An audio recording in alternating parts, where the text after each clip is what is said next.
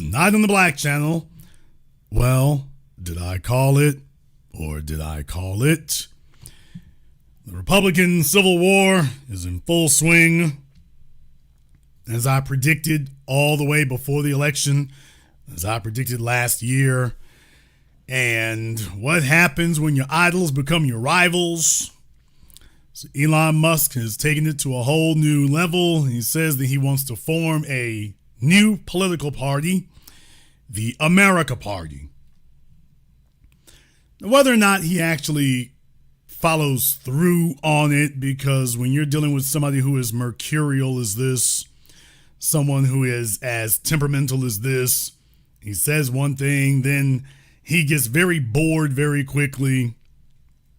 So there are certain things he can stick with, and then he gets other things he just gets very bored with very quickly. And he says things to get attention, so it can be difficult to pin down whether or not he's serious about something, although history has shown that he's not really philanthropic. So the idea of him paying for something that doesn't make money seems to be rather remote. However, I also pointed out that Elon is in an existential fight for his life because the majority of his net worth is based on the value of Tesla.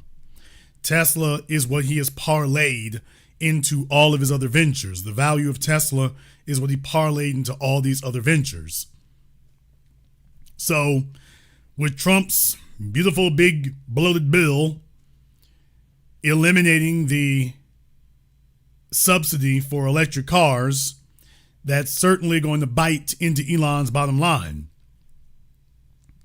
So I can understand why he would have a serious issue with that. I can understand why he'd have a serious issue with that. But will that be enough to save him? Time will tell, although it seems to be rather doubtful.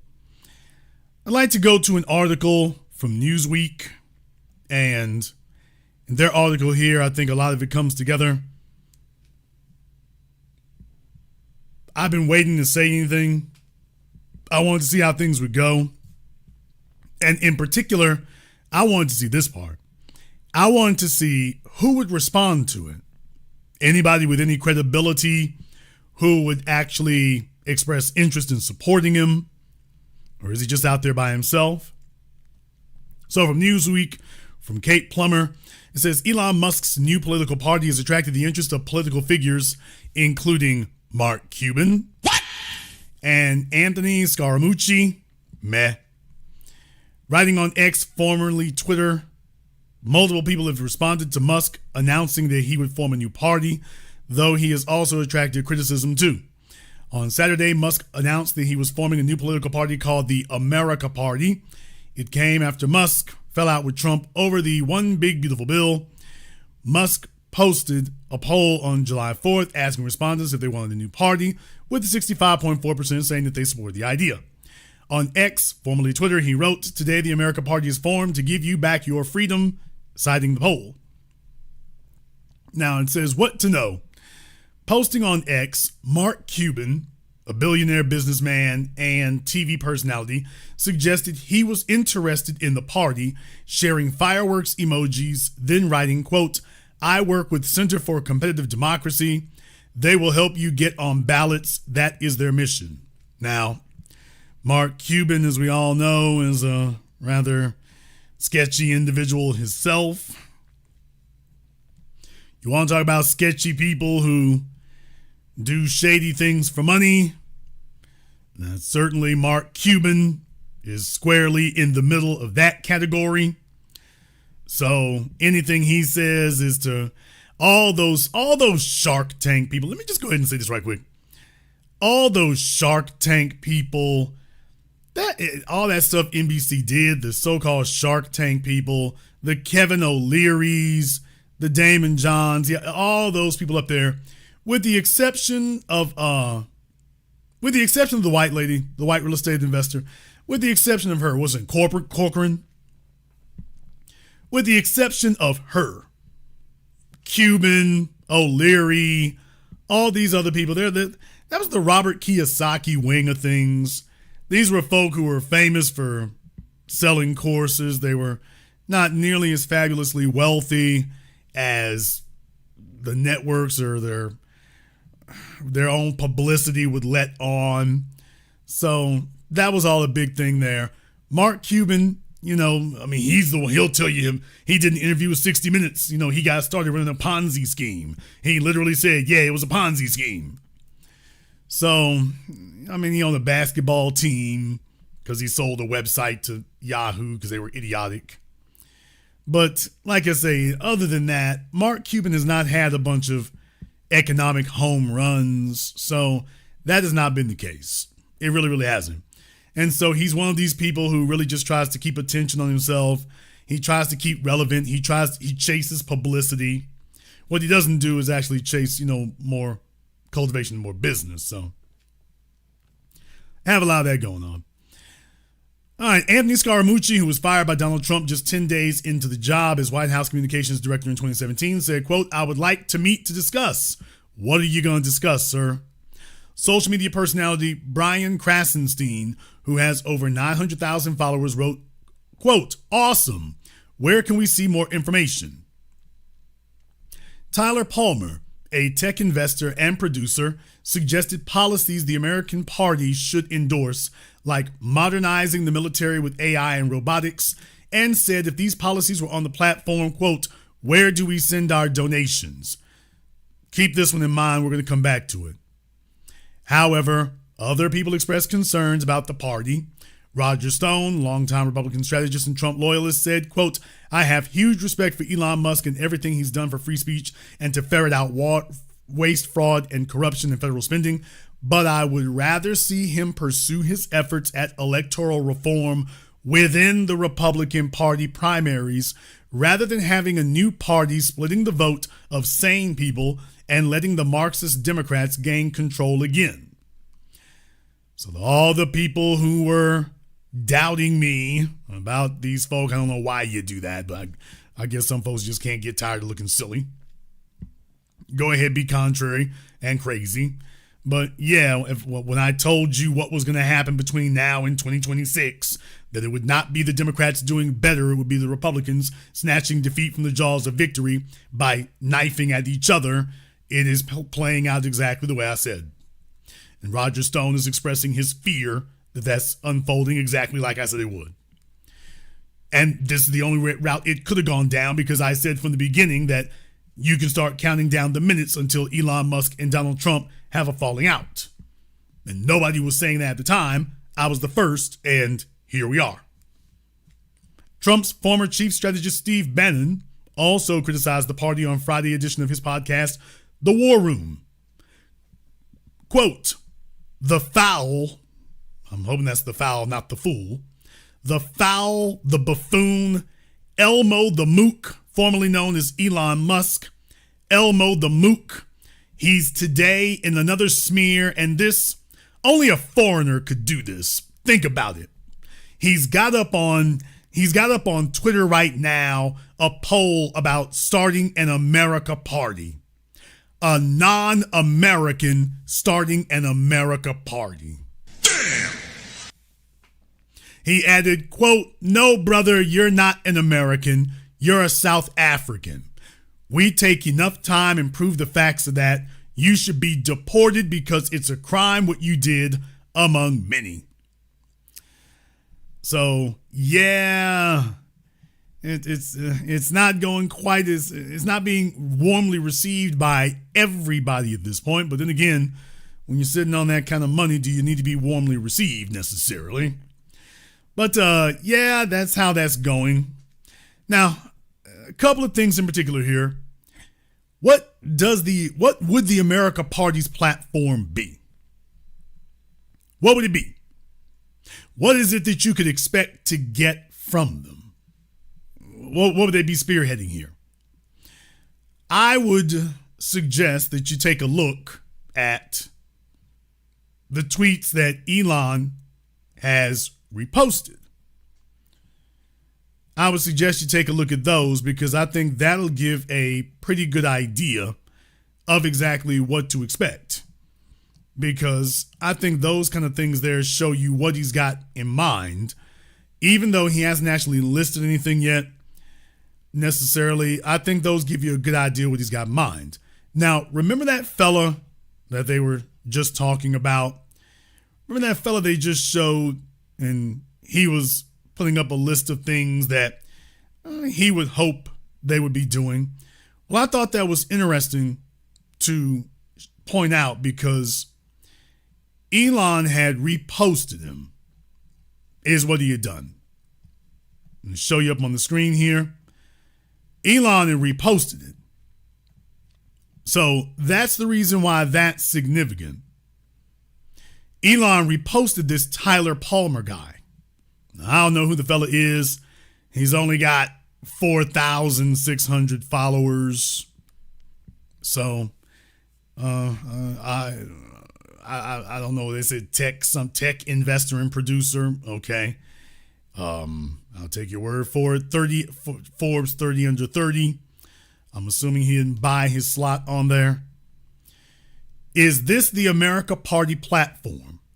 Reduce debt, responsible spending only, modernize military with AI/robotics, pro-tech, accelerate to win in AI, less regulation across the board, but especially in energy, free speech, pro-natalist, look it up, centrist policies everywhere else. If so, where do we send our donations? So, this Tyler Palmer guy makes it very clear that basically he's one of the tech bros. And he would love to see government give favorable treatment to all this speculative technology because, of course, this is what these people do.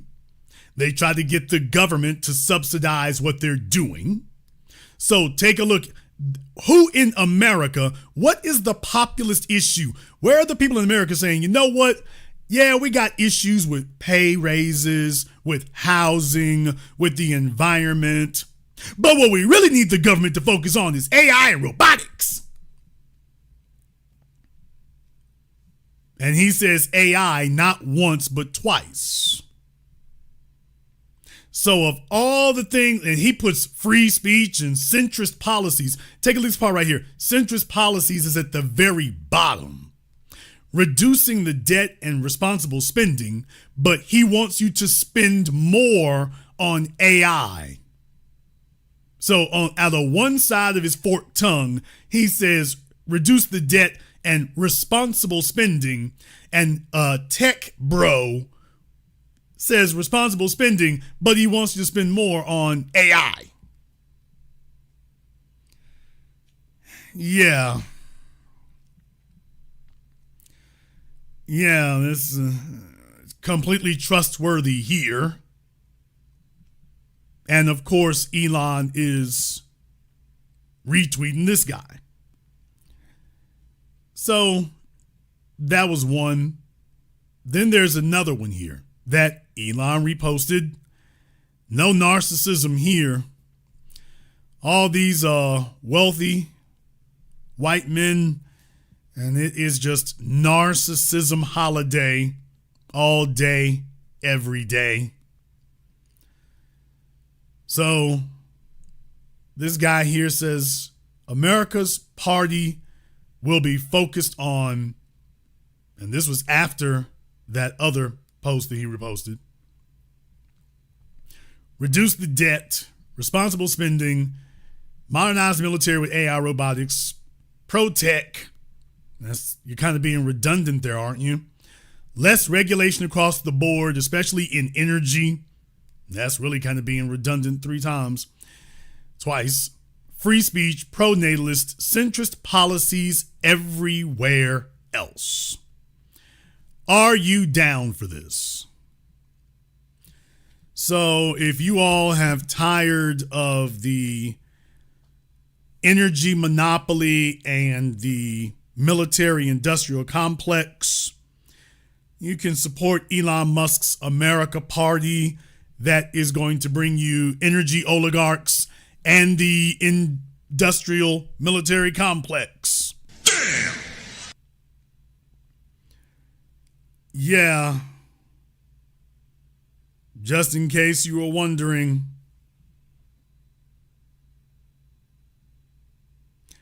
Just in case you were wondering. Now, I want to go a little bit further here.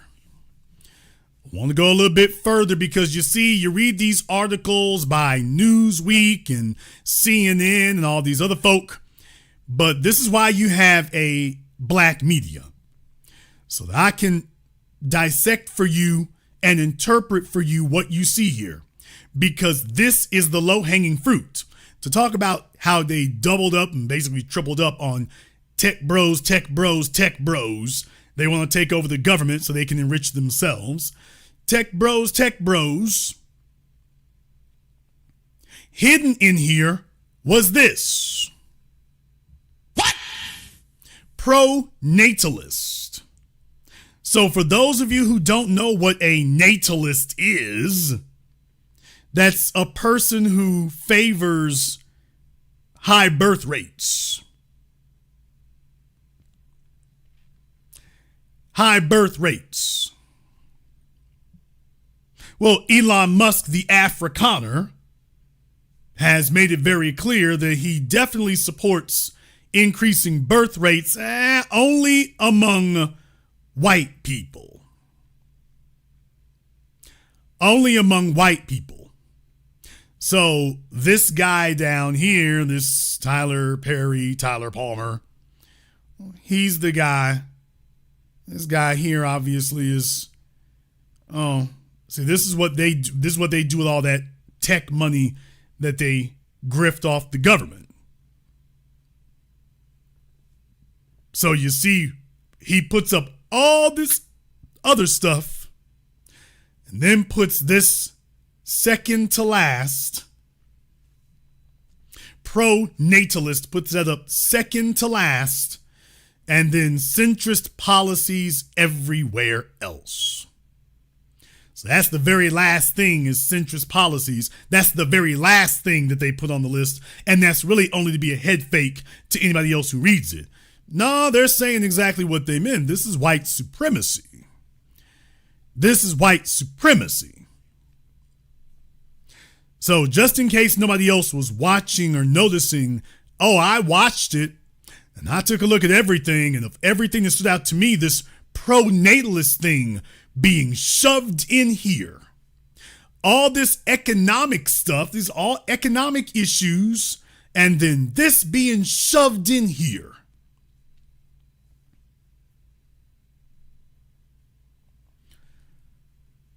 Yeah, that kind of seems a little out of place.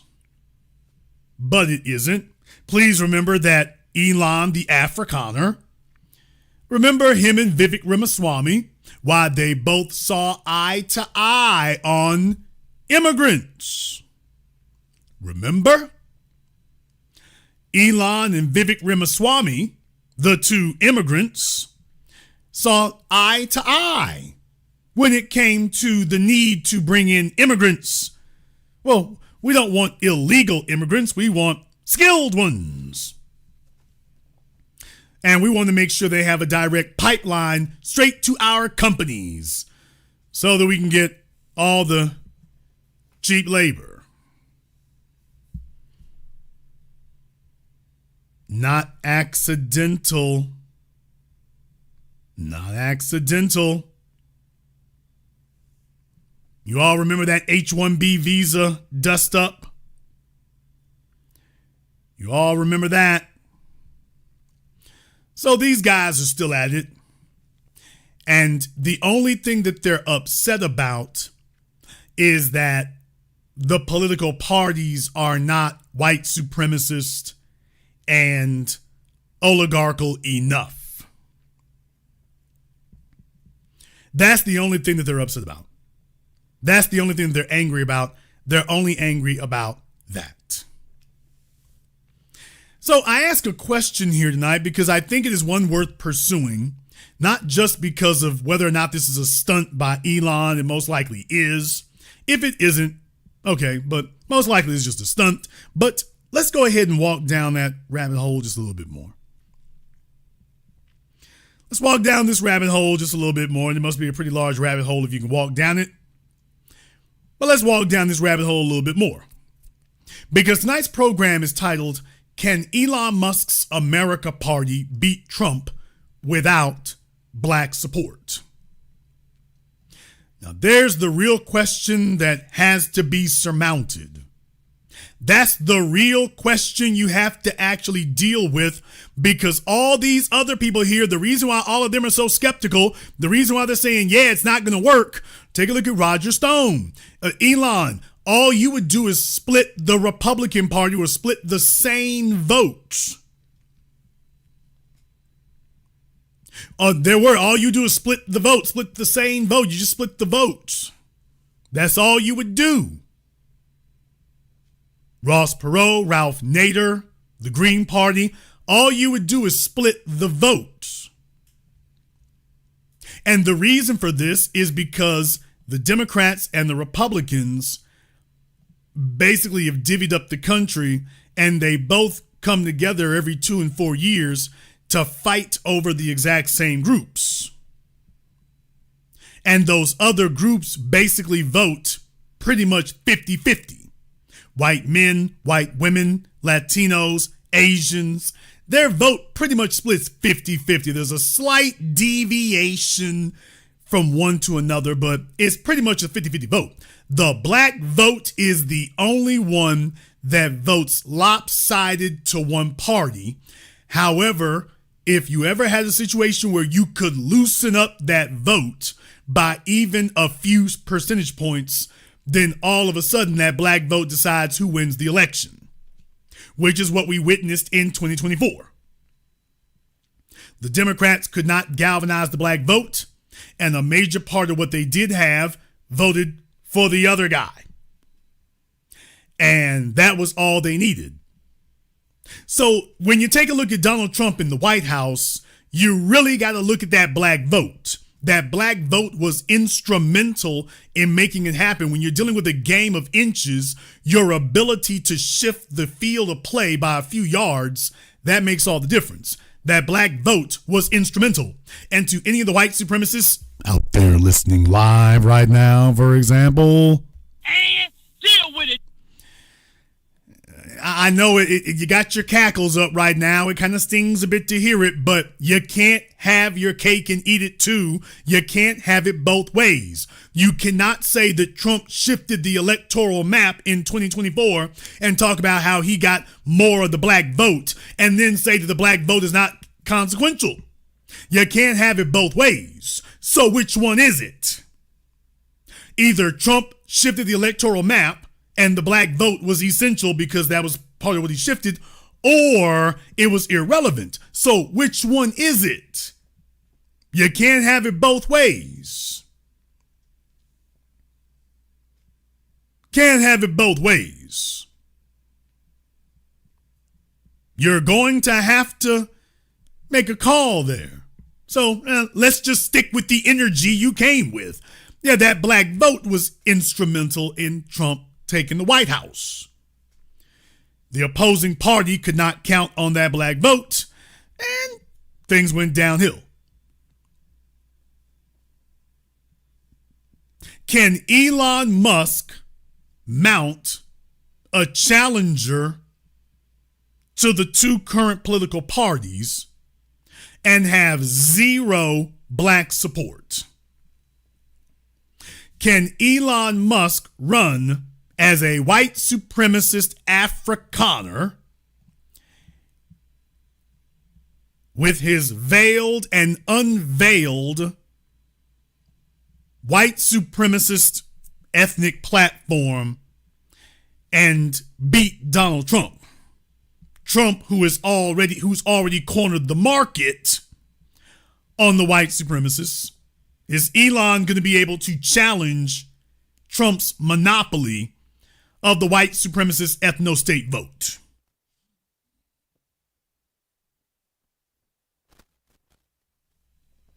That would be rather challenging. That would be rather challenging. Because you see, they both be fighting for the same crumbs.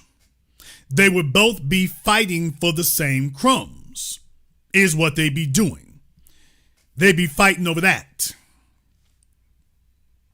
They would be fighting to split the same white vote. They'd be fighting to split the same white adjacent vote. That's all they'd be doing. They'd be fighting to do that. They wouldn't be fighting for a bigger piece of the pie. They'd be fighting for the same one.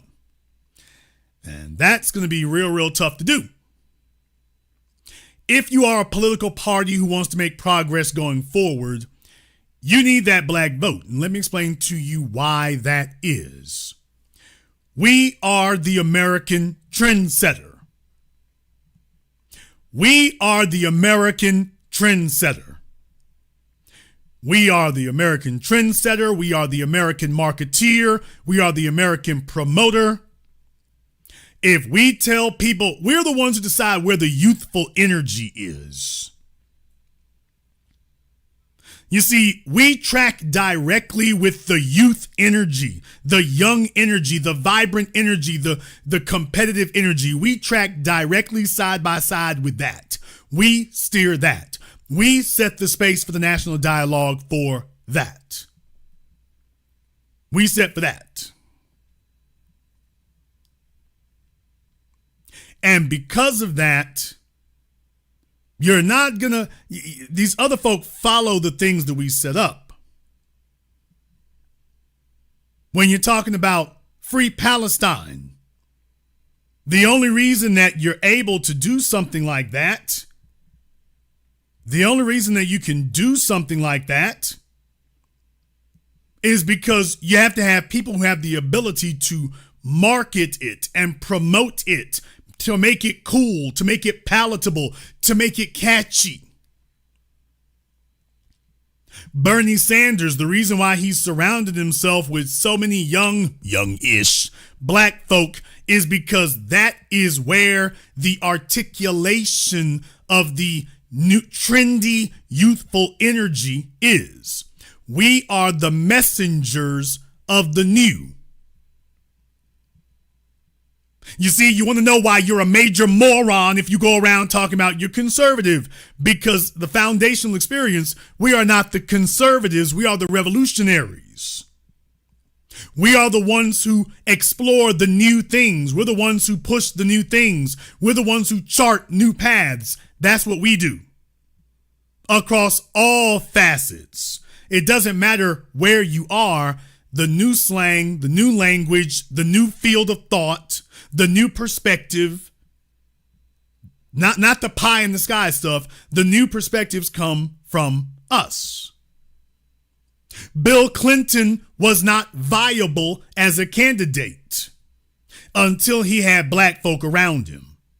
Then he suddenly became viable as a candidate. For those of you who are too young to remember, Bill Clinton rose to prominence in 1988. What? Not 1992. America got introduced to Bill Clinton in 1988. He spoke at the Democratic National Convention when Mike Dukakis was running for president. And Bill Clinton got up there and he gave a speech that went on way too long. He made headlines he got up there and made a speech that was just way too long. And that was why everyone remembered him. He made this outrageously long speech as if he were the candidate. There were many people after the fact who were blaming Bill Clinton for Dukakis' loss, saying that he was showboating at the convention and he took over the convention making this long speech for himself. So for those of you who are too young to remember or weren't born at all, that's when Bill Clinton rose to prominence. In 1988, everybody, hey, weren't you the guy who made the speech that was too damn long? You'll notice that now we're talking about a skilled politician, governor of Arkansas. You think that was a rookie mistake? You think that was an accident? Show me another speech that Bill Clinton did or another interview where he had long-winded answers. Bill Clinton was never known for that. Bill Clinton was never known for long-winded answers, going on too long, saying too much. He was never known for that. And yet, all of a sudden, when he finally has the floor, he goes into business for himself and takes over the convention. Next thing you know, he was the only thing that people remembered after Mike Dukakis lost. Clinton was the only thing people remembered. So when it was time for Bill Clinton to get his weight up, Bill Clinton, remember, the first black president. They didn't say the first populist, centrist, new Democrat. The first black president. That tells you what he was leaning on. The white vote was not going to get him into the White House. And here he was on Arsenio playing the saxophone. The American people had never seen anything like that. And only Arsenio Hall could have made that possible. Johnny Carson and The Tonight Show could not have done that. Jay Leno could not have done that. Ed Sullivan, you name them. None of them could have done that. Arsenio Hall was the hot, trendy, new energy. He was the only one who could have done that. That was it. That was it. Anything else, he would have just looked weird. You could pull that off on Arsenio. And so he was given a forum and an avenue to do that. So you see, if you're going to start a new political movement, you're going to have to come through us. If you're going to start a new political movement, you're going to have to plug in. You're going to have to plug into that energy. They didn't bring out Beyonce and Meg Thee Stallion and Cardi B because they were bored. They brought them out because ain't nobody else got nothing to say. They can't touch these things. So they know who they need to speak to, even if they had obsolete people for doing that. They know who they need to speak to. They know who they need to speak to. So if you're going to start a new movement, if you're going to do something like that, then you're going to have to talk to us. But running a nativist, white supremacist ethno ticket, which is all you see on your screen right here, this is all it is, and you shouldn't be deceived that you got folk from the so-called national media and Newsweek. How the hell is it that Newsweek read the exact same damn article, saw the exact damn same post that I did, and didn't say a word about what was listed in here? Now, the writer of the article, as you saw, she sat up here and put this up on here and doesn't say a word about it. She sits up here and talks about the AI and the robotics. Doesn't say a word about, by the way, he's saying, hey, we need more white babies. How the hell is it that a professional writer for Newsweek didn't spot that? And yet your humble anchorman of the new black media, I did. It's sitting right there. Not only is it there, he posted it twice to show you that that's not a fluke.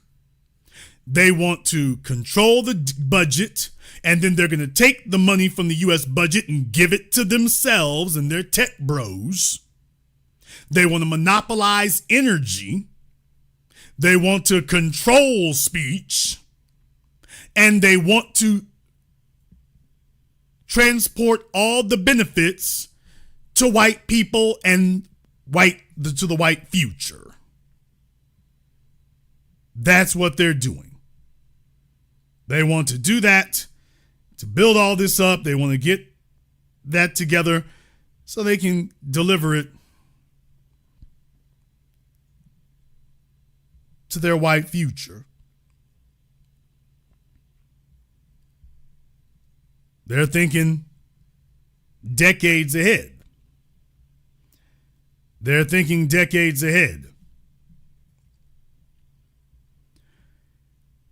We must secure the existence of our people and a future for white children. White supremacist David Lane was the one who popularized the 14 words. And there's a reason that of all things, the 14 words, whether we like it or not, have stood the test of time. The 14 words have stood the test of time because it speaks to directly what the white supremacist agenda is. That's the reason that it stood the test of time. In the 14 words, there's no arguing with it because they're telling you what it is that they're interested in. We have to secure the existence of our people. That means that you must control the resources. We have to control the money, the energy, the military. We must secure, what do militaries do? Security. We must secure the existence of our people and translate that into a future for white children. That's the end game. That's the point. That's the agenda. That's what all of this is about. I want to say something here tonight, and this is going to be something that you all are going to start hearing from me more and more, because this is the methodology of attack and the strategy of assault that is being adopted by so many people. And if you don't recognize what it is, you get taken under. PBS Frontline, when they did their piece about Karl Rove years and years ago, Karl Rove, who got George W. Bush to the White House, Karl Rove, longtime Republican strategist, one of these nerds who crunches numbers and made strategies in the back rooms, compiled email lists, one of those data people. He was one of the people they talked about in Texas. The Texas was one of the breeding grounds where they executed their strategy. Texas is one of the breeding grounds that Karl Rove and friends started cutting their teeth and perfecting their strategy. Jason, what was the strategy? You see, Texas is actually a Democrat state. What? Rolling the bowling ball Martin is a major league dummy, but then again, you don't need me to tell you that. Texas was a Democrat state, but the bottom line is they're also a white supremacist state. And Karl Rove wanted them to vote Republican, so they started putting together a strategy for that. And what was the strategy? The strategy was to get people in Texas, particularly the white vote, to get people to think like Democrats, but to vote like Republicans. So in their minds and in their hearts and in their homes and in their personal effects and in their personal principles, they would think like Democrats. They would extol the virtues of being Democrats. They would talk about LBJ and all these other folks. They would talk about being Democrat. They would talk about democratic values, but when it was time to vote, they would vote Republican. So they were comfortable being Democrats, but when it was actually time to act, they identify with the Republican agenda. The reason, as I told you all here last week, the reason why there has been a generational conflict, that I have been one of the people who has been spearheading that, not to be evil, but because it is necessary to clear the damn field. The civil rights generation that sold out everything and walked off the field early and said, give me cocaine, give me bastard kids, give me STDs and some welfare, and let's call it a life and let white supremacy do what they're going to do. A bunch of you have been brainwashed and cowed into submission, and they've gotten you to think like Gen Xers and to think like Gen Y and Gen Alpha, to think like millennials, but to act and defend the position of civil rights generation.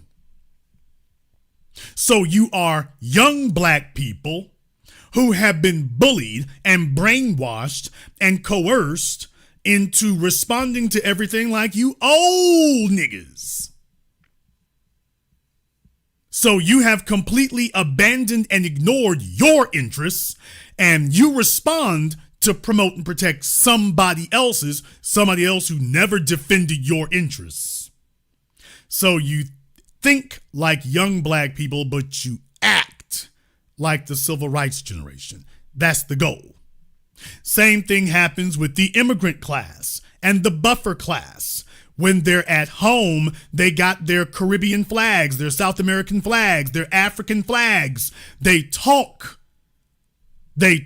like they're from the Caribbean. They talk like they're from Africa. They sit among each other and speak like they're from Africa and the Caribbean and South America. But when it's time to vote, why, they act like the dominant white society. They think like Caribbeans, but they identify with the dominant white society, even if that society is undermining them. Same thing with Mexicans. You all have seen that. I was the person who pointed out to you about Uvalde, Texas. Uvalde, Texas school massacre, very tragic, very bad. Vast majority Mexican town in Texas that voted for a white mayor. What? They chose an Anglo mayor. Old Anglo mayor. They are perfectly comfortable with that. They talk like Mexicans. They speak the Mexican language. They live like Mexicans, but they vote and act like Anglos. And that is the strategy.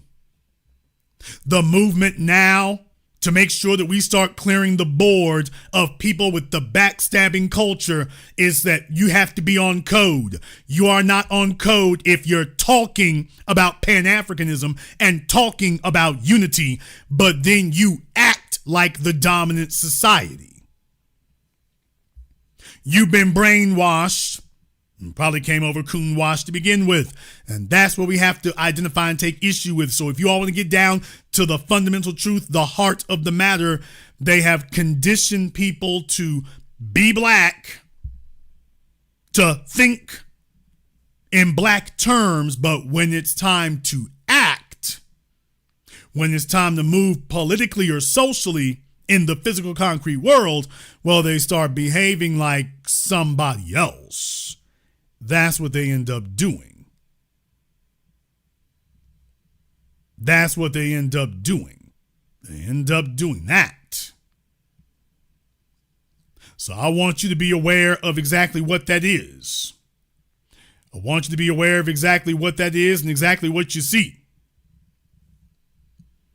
So that you recognize that Elon Musk thinks that will work here. If you all want to know what the Democrats were doing, they got a lot in common with Karl Rove. And deal with it, nigga. I said that.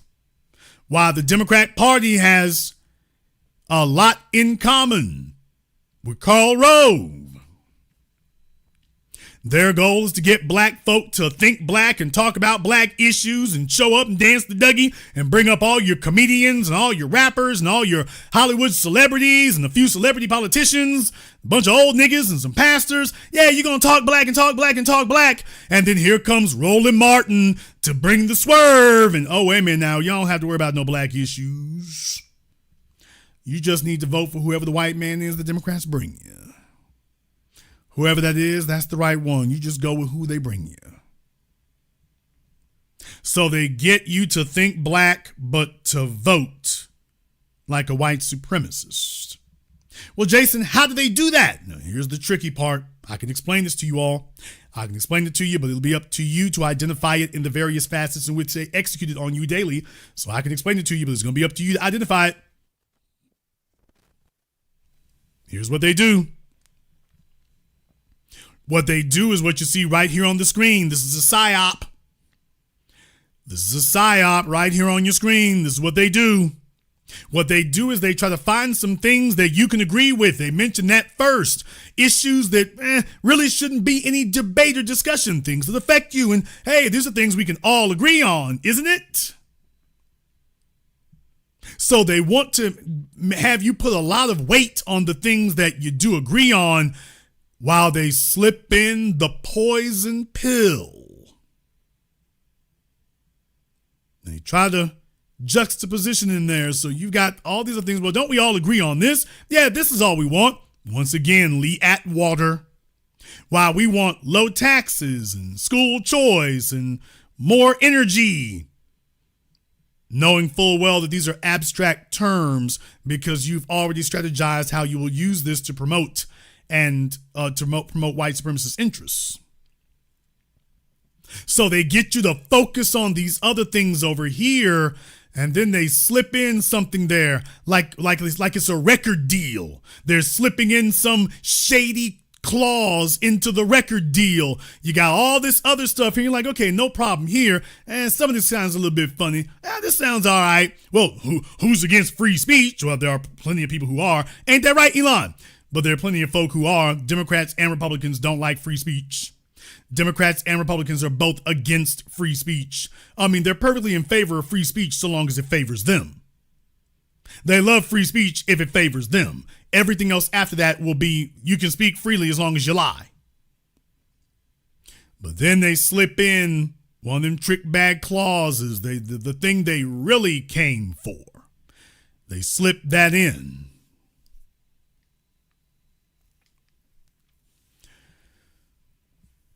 Right now, the American social order declared open warfare on black people, on black bodies, on the black population.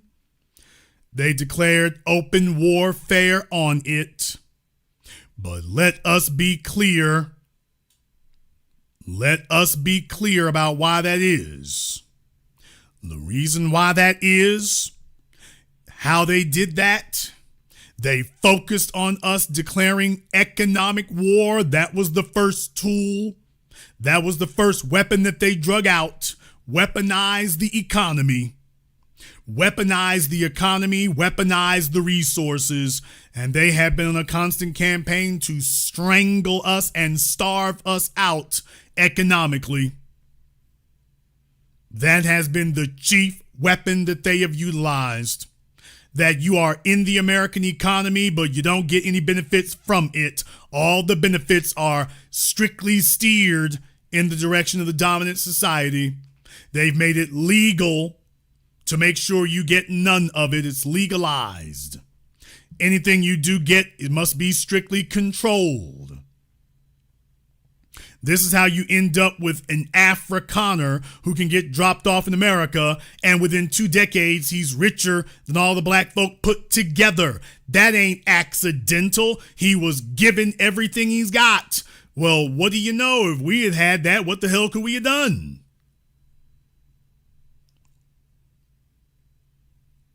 What the hell could we have done with that?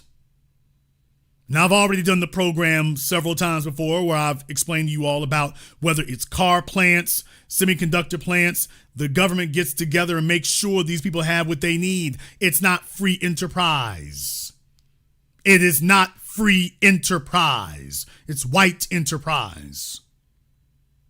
You can't get the deal that GM gets. You can't get that. That's why you can be Ed Wellborn, chief designer at GM when he was there. You can be the designer and whatnot, but you can't get no capital to build anything. Meanwhile, chief designers at Lamborghini and Pagani, chief designers there, they can get money. Henrik Fisker has started not one but 2 car companies.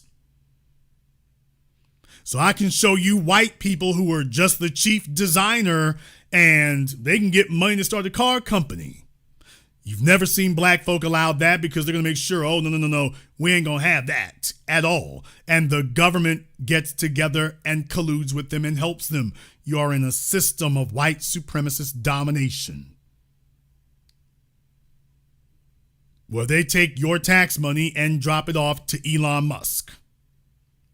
And all the others, by the way. Elon is just one among many, but he's the topic of discussion tonight. He's one among many. If Elon was so concerned about the birth rates in America, well, then the conversation would start with us and end with us 24 hours a day. And yet that's not what he's doing. Why, he's never expressed any interest in that. None whatsoever.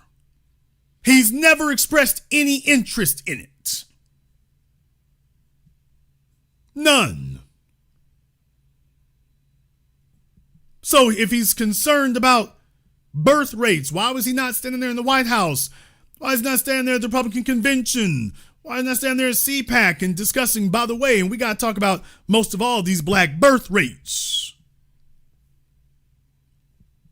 And how black people have been targeted for extinction by the American government. Why is it you don't see that? Why, you should, if this person is concerned about birth rates, well, you should be hearing that. And yet he's not said a word, nor is he going to. Oh, he's concerned about birth rates, just not ours.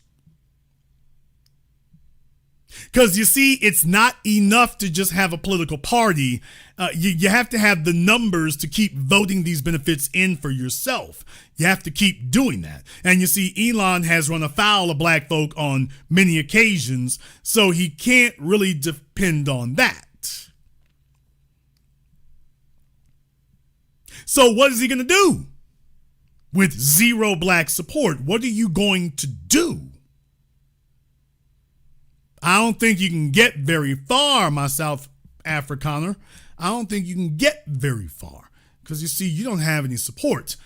The only support that you do have are the people who support Trump. You don't have anything outside of that. You don't have anything outside of that, and you don't have a way to get there. And Elon is going to experience a frosty reception at best if he thinks he's going to pivot and turn around and try to get white society on his side. See, he's going to have that's going to be a tough road to hoe. That's going to be a tough one. Because you see, that's an issue.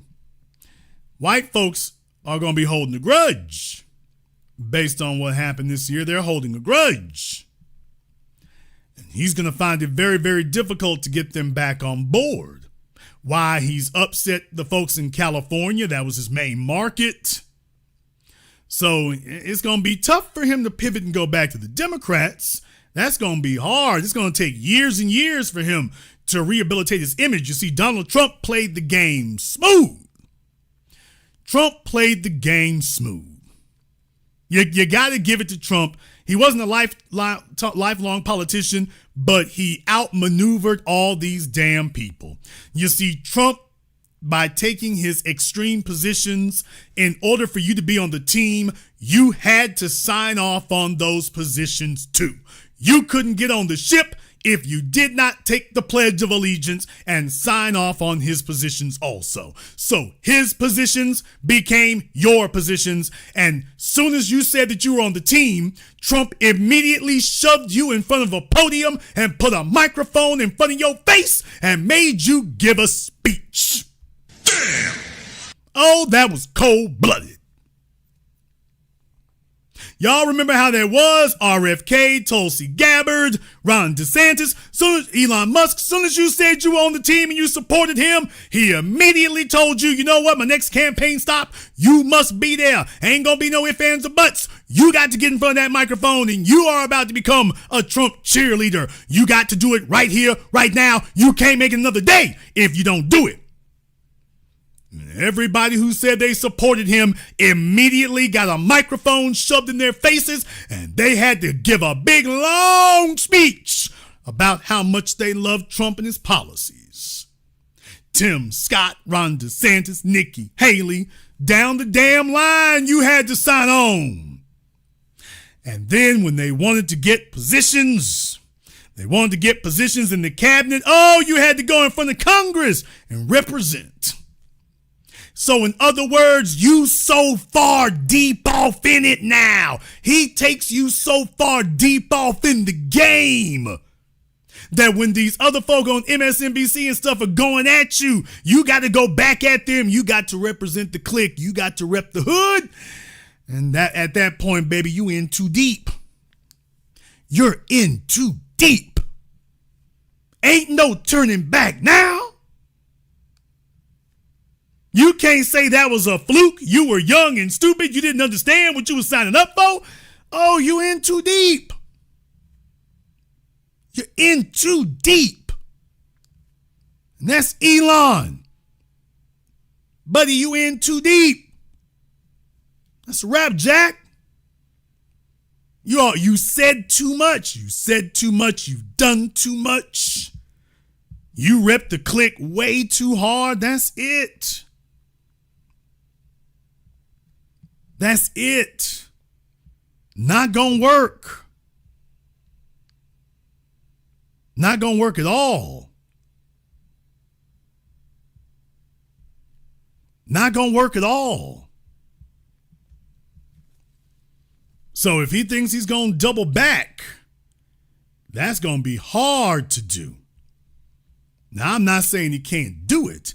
I'm just saying he better bring a big ass bag. He gonna need it.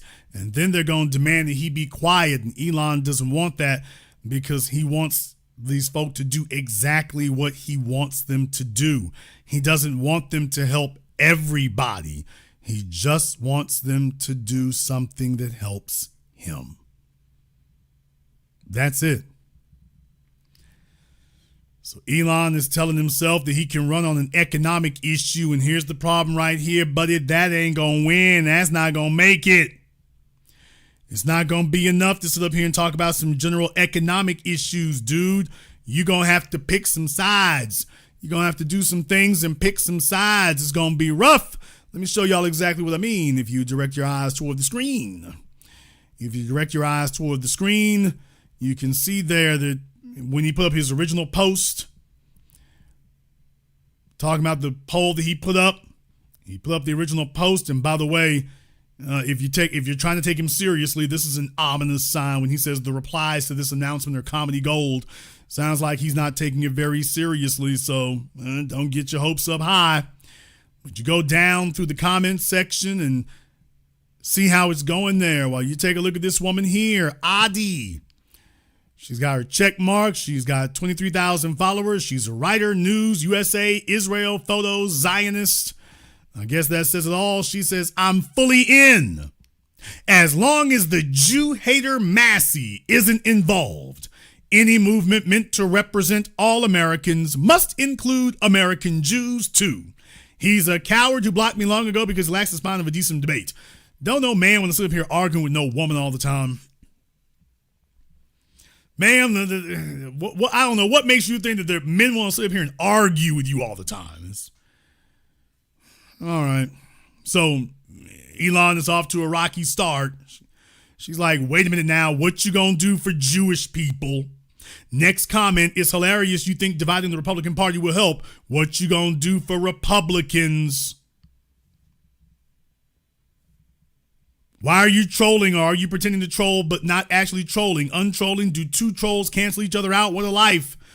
All the serious folk. If you're that bored with your life, just give the money away to people who need help. LOL. Or better yet, go run the country you came from. The America First people.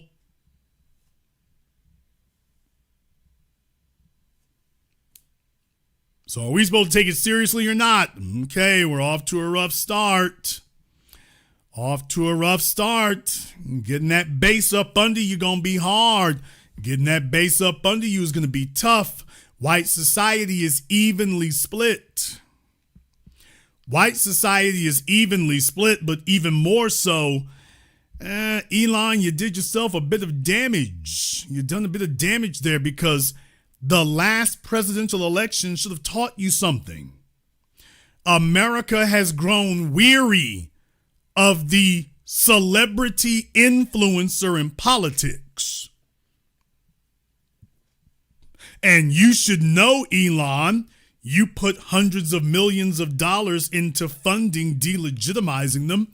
So America has grown weary of these celebrity people, these celebrity actors, celebrity musicians, celebrity business owners. What? Celebrity technocrats.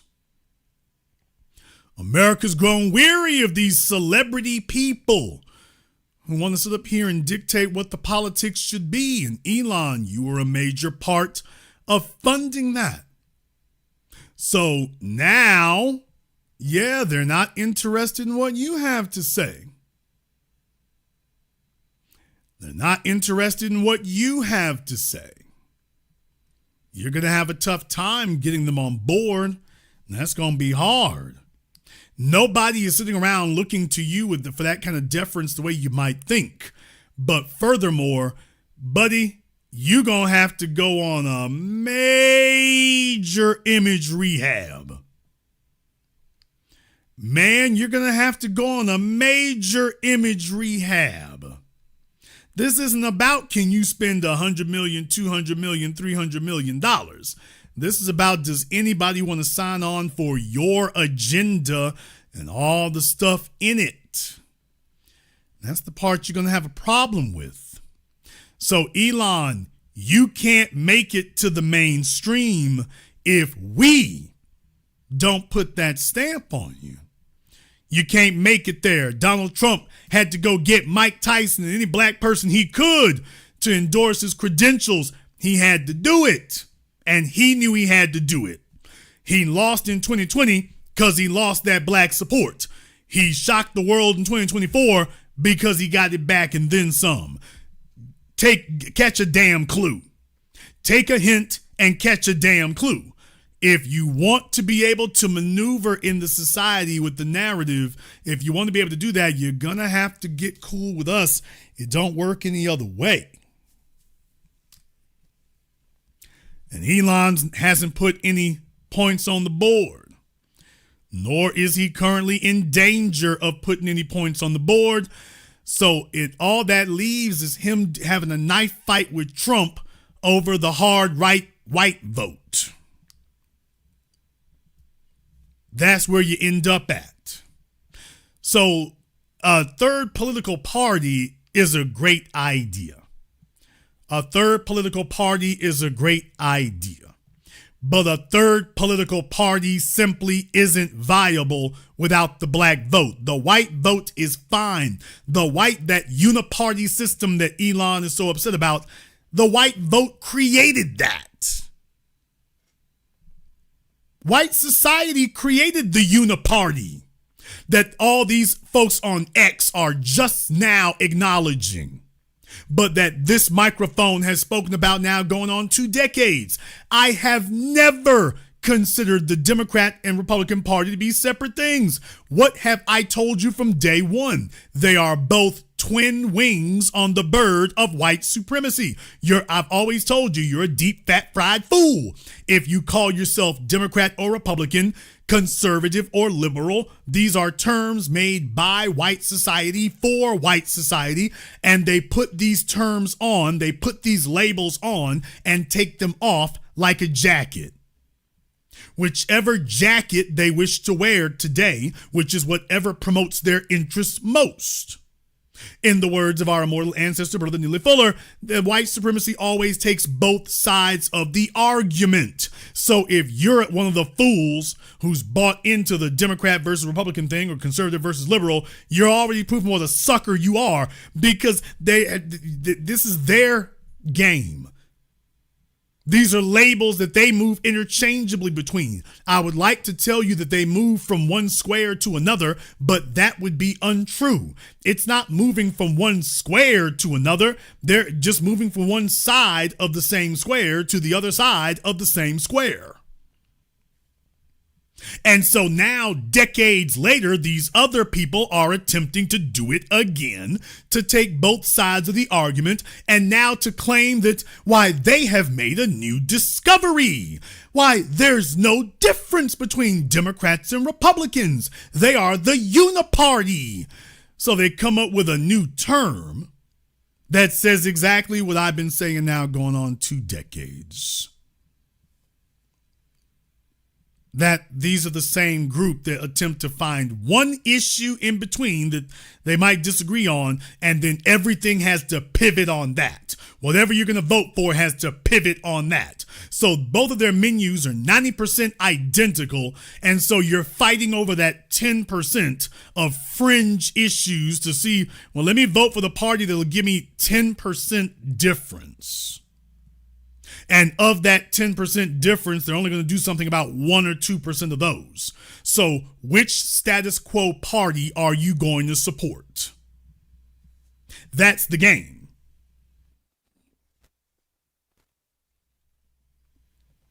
I pointed this out decades ago.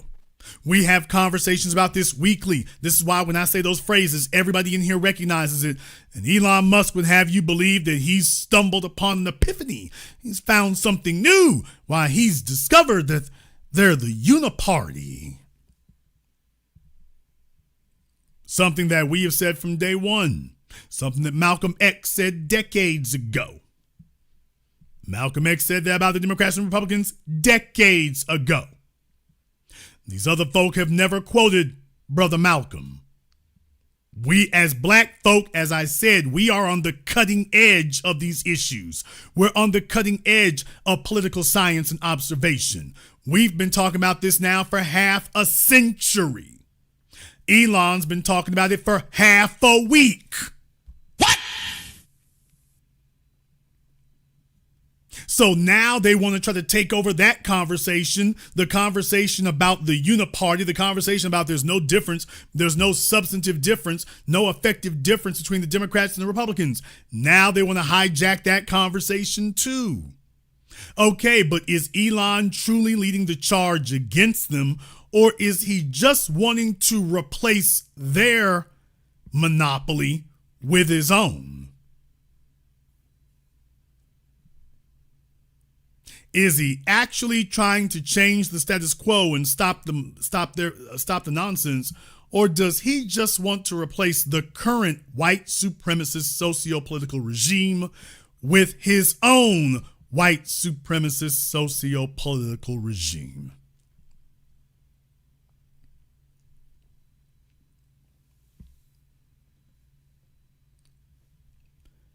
You take a look at what he claims he stands for, and that is why I am snuffing this match out before we can even start burning, to bring it to everyone's attention here.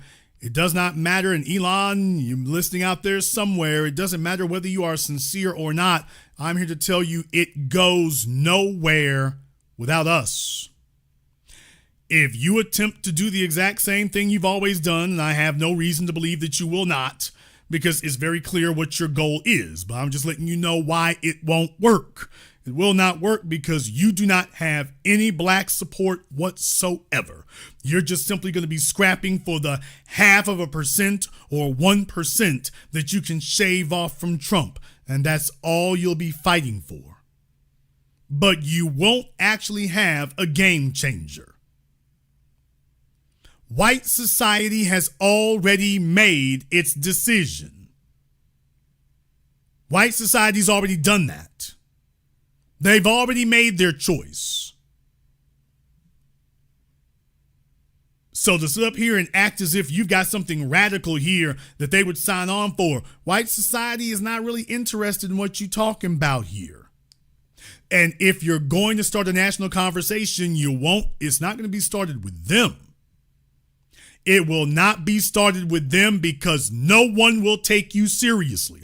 Now, let me go ahead and dump one more brutal reality on top of that pinhead of yours. If you cannot convince the foundational black vote that your party is viable, then you're dead in the water from the beginning. You're going nowhere. If you can't convince us, you're never going to convince white society. You're never going to convince Latinos, Asians. If you can't convince us, you're not going to get any support. You're not going to convince anybody. If you fail to get us to look at you differently, you have no chance of getting any of these other groups that are already getting what they want. You have no chance of getting any of them to take you seriously. They're not going to listen to anything you have to say. If you don't figure out how to communicate to us, and clearly you've demonstrated you don't. Clearly you demonstrated that you don't. So there are lessons to be learned in here. There are lessons to be learned in here. So you may hear more about this as time goes on. You may hear more about this as weeks go on. Then again, if you don't hear anything else, it'll be because reality has dawned on him that, yeah, if I can't get the black vote to take some interest in what I'm doing, we go nowhere. We go nowhere. If you can't convince us to sign off on something you're doing, you go nowhere. Done. However, you might disagree. You might disagree, therefore, we're going to go ahead and open up the Zoom. And we'll give you an opportunity to go ahead and weigh in on this. We're talking tonight about the America Party. Elon Musk says he wants to make his own political party to challenge the Democrats and the Republicans. And I'm asking a different question than anybody else has asked. Can you be viable as a third party if you don't have the black vote backing you? If you don't get us to back you fervently, if you don't get us to carry your banner, can you be taken seriously? Let me please remind you, Bernie Sanders, without black support, Bernie Sanders was a non-factor. 2016, 2020, Bernie Sanders was a non-factor until you started seeing black folks surround him. The Breakfast Club, you saw young black people gathering around him. Bernie Sanders, Killer Mike, you name it. Young black folk, black people in general, when they started coalescing around him, that's when Hillary Clinton started getting scared. So we've already seen that. We've already seen that. If you cannot get us around you, nobody's worried. You're not viable. If you can, you might make some things happen. I guess we'll see. In the meantime, I want to thank everyone who has contributed toward tonight's program on PayPal, Super Chat, Venmo. Shout out here to my man Keenan. Thank you very much for your support. To Mr. Richburg, thank you very much here as well. Also to Paul E. Amari, they're giving out some memberships here. Christine West, thank you very much for your support as well. Black to Deaf. We're going to go ahead and take a very brief commercial, non-commercial break. When we come back, we'll take some of your calls and more. This is the Black Channel. Be the teacher, knowledge on the block. Got the kids learning, minds open like a lock. Books and skills from the east to the west. Bringing education, yeah, we're simply the best. Classes on fire, brains burning with desire. Innovation driving like a tire through the mire. Math, science, history, we got the whole range. Kids hitting new heights, teachers making a change. Used to be the teacher, stacking up the grades. Future bright shining, no need for no shades. Got the youth thriving, moving up the ladder. Smart and sharp, brains growing fatter. Lessons so lit, yeah, they stay in a blaze. Every mind sharp like a sword in the haze. Mr. B in the house breaking knowledge chains. Education kingpin, we ripping the games. Used to be the teacher.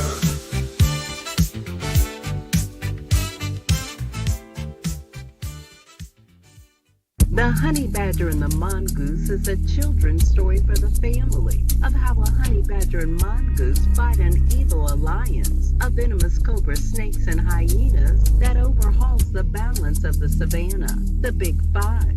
The honey badger demands reparations. Will the Big Five give the honey badger reparations? Can the evil alliance of cobras and hyenas be stopped? The best new price for the hard and soft cover is at www.thehoneyBadgerandthemongoose.com.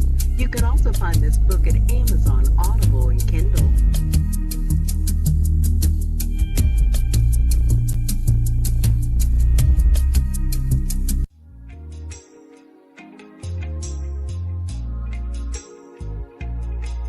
Order yours today to experience all the benefits of Ash Kickin' Body Butter. With skin so smooth and soft, you'll thank us for it. Shop Ash Kickin' online.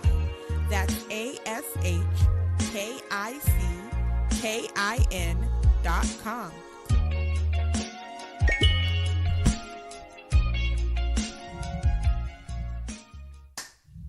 Hi, this is Brenda Starr, creator of Poetry with a Purpose and author of the book Pressed But Not Crushed. Pressed But Not Crushed is an anthology of political poems that address current and historical issues in American descendants of slave population and African American population. The book describes slaveries and its residuals, Jim Crow segregation, social depredation, and other relevant issues to American descendants of slaves and African Americans, including the current political climate that does not address our issues.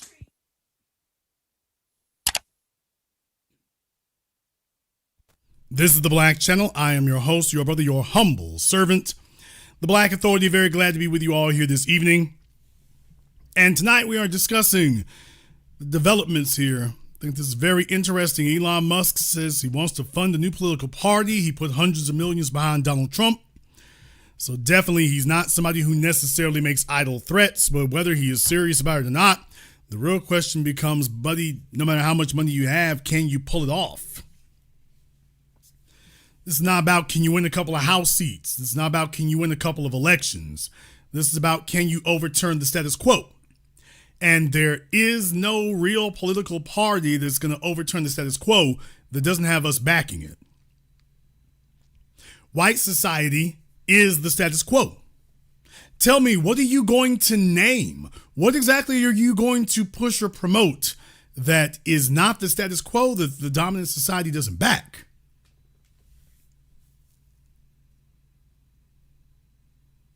What exactly will it be? Tell me what the issue is that the status quo of the dominant society doesn't support. They are both for and against illegal aliens. What they are not in favor of is prosecuting white people for creating the illegal alien economy. Did you notice that? It doesn't matter whether you're talking about the so-called left, so-called right, so-called Democrats, so-called Republicans.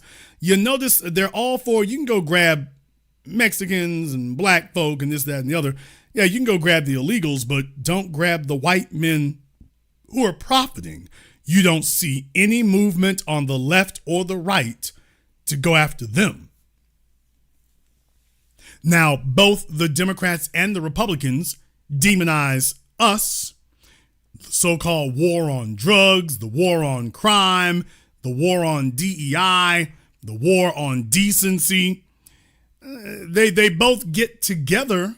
They can both agree on that. And did you notice they also can both agree on protecting the status quo? They both can agree that go after anybody except the white folk. We are not going to mass incarcerate white people. The so-called Democrats and so-called Republicans, they are both for and against drugs. They are both for drug use and against drug use. Well, they go either way on that. But once again, there's one thing that they both do agree on: why you can never mass incarcerate and prosecute white people for drug use. Did you notice that? Oh boy, once again, there we go.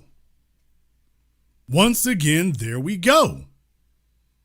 And that's not a fringe movement. That's not a fringe political party. That's both of them. That's the mainstream. We're not talking about the exception. That's the mainstream. Let me go ahead and jump over here on Zoom. All right, we got Richard here on Zoom. What's on your mind, Richard?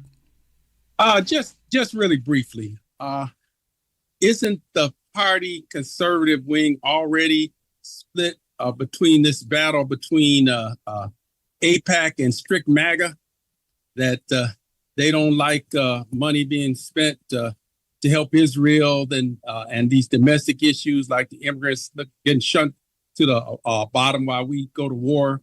And Trump said he wasn't going to start any other wars, and he's gone down. I mean, that's another fracture that Musk would have to negotiate. I want to hear your thoughts. Well, here's the thing. It's not really a fracture. That's the problem. Well, Jason, can you explain? Of course I can. So what you have to understand is that when it comes to these issues, I've been telling you all this now for decades, you have to see it like football because that's what it is. What? This is gamesmanship. I need everybody to understand that they don't mean these things the way you do. They don't take them as seriously as you do. Their job is to get you to treat these as life or death issues so that it's easier to get you in line and get you to follow behind something. Meanwhile, they control both sides of it. Well, how do you know they control both sides of it? Because have you ever seen the status quo change? No, we've had the same foreign policy the last 3-4 presidents. Well, yeah, but that's why I was just giving the examples of whether it's illegal aliens. They take both sides of it. And I'm talking about in the Republican Party, in the so-called conservative wing, they take both sides of it. They take both sides of it when it comes to that, when it comes to drugs, when it comes to Israel. So Hegelian dialectic. Yeah, well, I want you all to understand that it's really like watching two mafia families.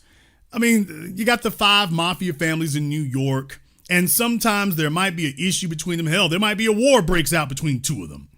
You have never once seen any of them trying to bring down the mafia.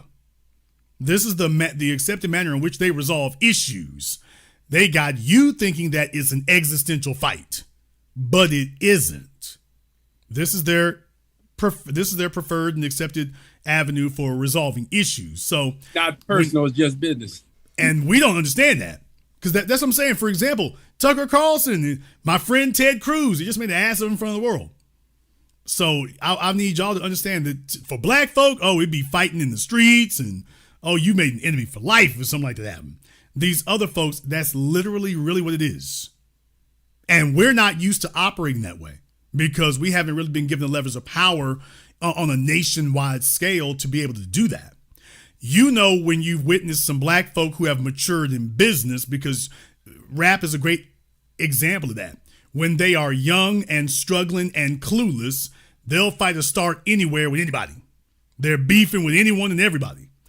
Once they got their weight up and they've actually made some progress, all of a sudden they become a bunch of businessmen and they ain't beefing with anybody.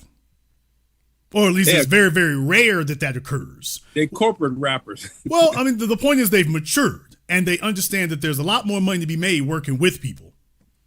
And if there is going to be any type of conflict, it's got to be beneficial. It's like, okay, what do I get out of this? The idea of just, we're going to be beefing for, who represents this block over here. Nigga, we don't own none of these blocks. I mean, legally. You can buy the property, but it's in a city. You don't actually own it. That's not the way that works. You don't own even this Kendrick Lamar thing you saying is that there's nothing to it. They are just all getting paid. So. I mean, they're part of the same damn distributor to begin with there. But my point is, I'm talking about the difference between when they're young and struggling. Those beefs are real. Those are serious. They shooting at folks for real. They take that seriously because they're at a lower level. When you'll know that you've matured and gotten to a higher level when it's like, I'll call my lawyers. That's when you know you've actually matured and made it to a higher level.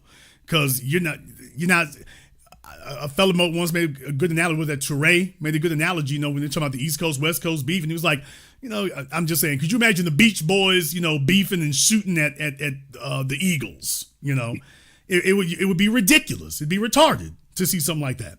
And what I'm saying is that when you're at a lower level, you take all that stuff very seriously. You take it's literally life and death. I hope Mellow Bucks and that crew can get to that level. Well, here's my thing. I mean, when you're younger and you're at a lower level, that's one thing. When you make it to the level of where take a look at where Jay-Z was 25 years ago. Take a look at where he is now. Now, he's still got folk who don't like him. He's still got folk who, got issues with him. But there's one thing we know for certain. It's not going to be no shooting at the club. It's not going to be any fighting in the streets. It's not going to be any of that. Period. That's not going to occur. So that's what I mean right there. When you've elevated, when that's what happens, even if there's a conflict, that's where the Democrats and the Republicans are. That's the way that is there. They got you and me and the folk at the bottom playing Bloods and Crips and taking it seriously and out here in the streets and setting Elon's cars on fire and going to jail and all this old nonsense. You don't see any. Nancy Pelosi's not out there lighting one match. Jason, can I ask you one more question real quick? Well, one more thing. You never saw. We were out there in the streets for George Floyd.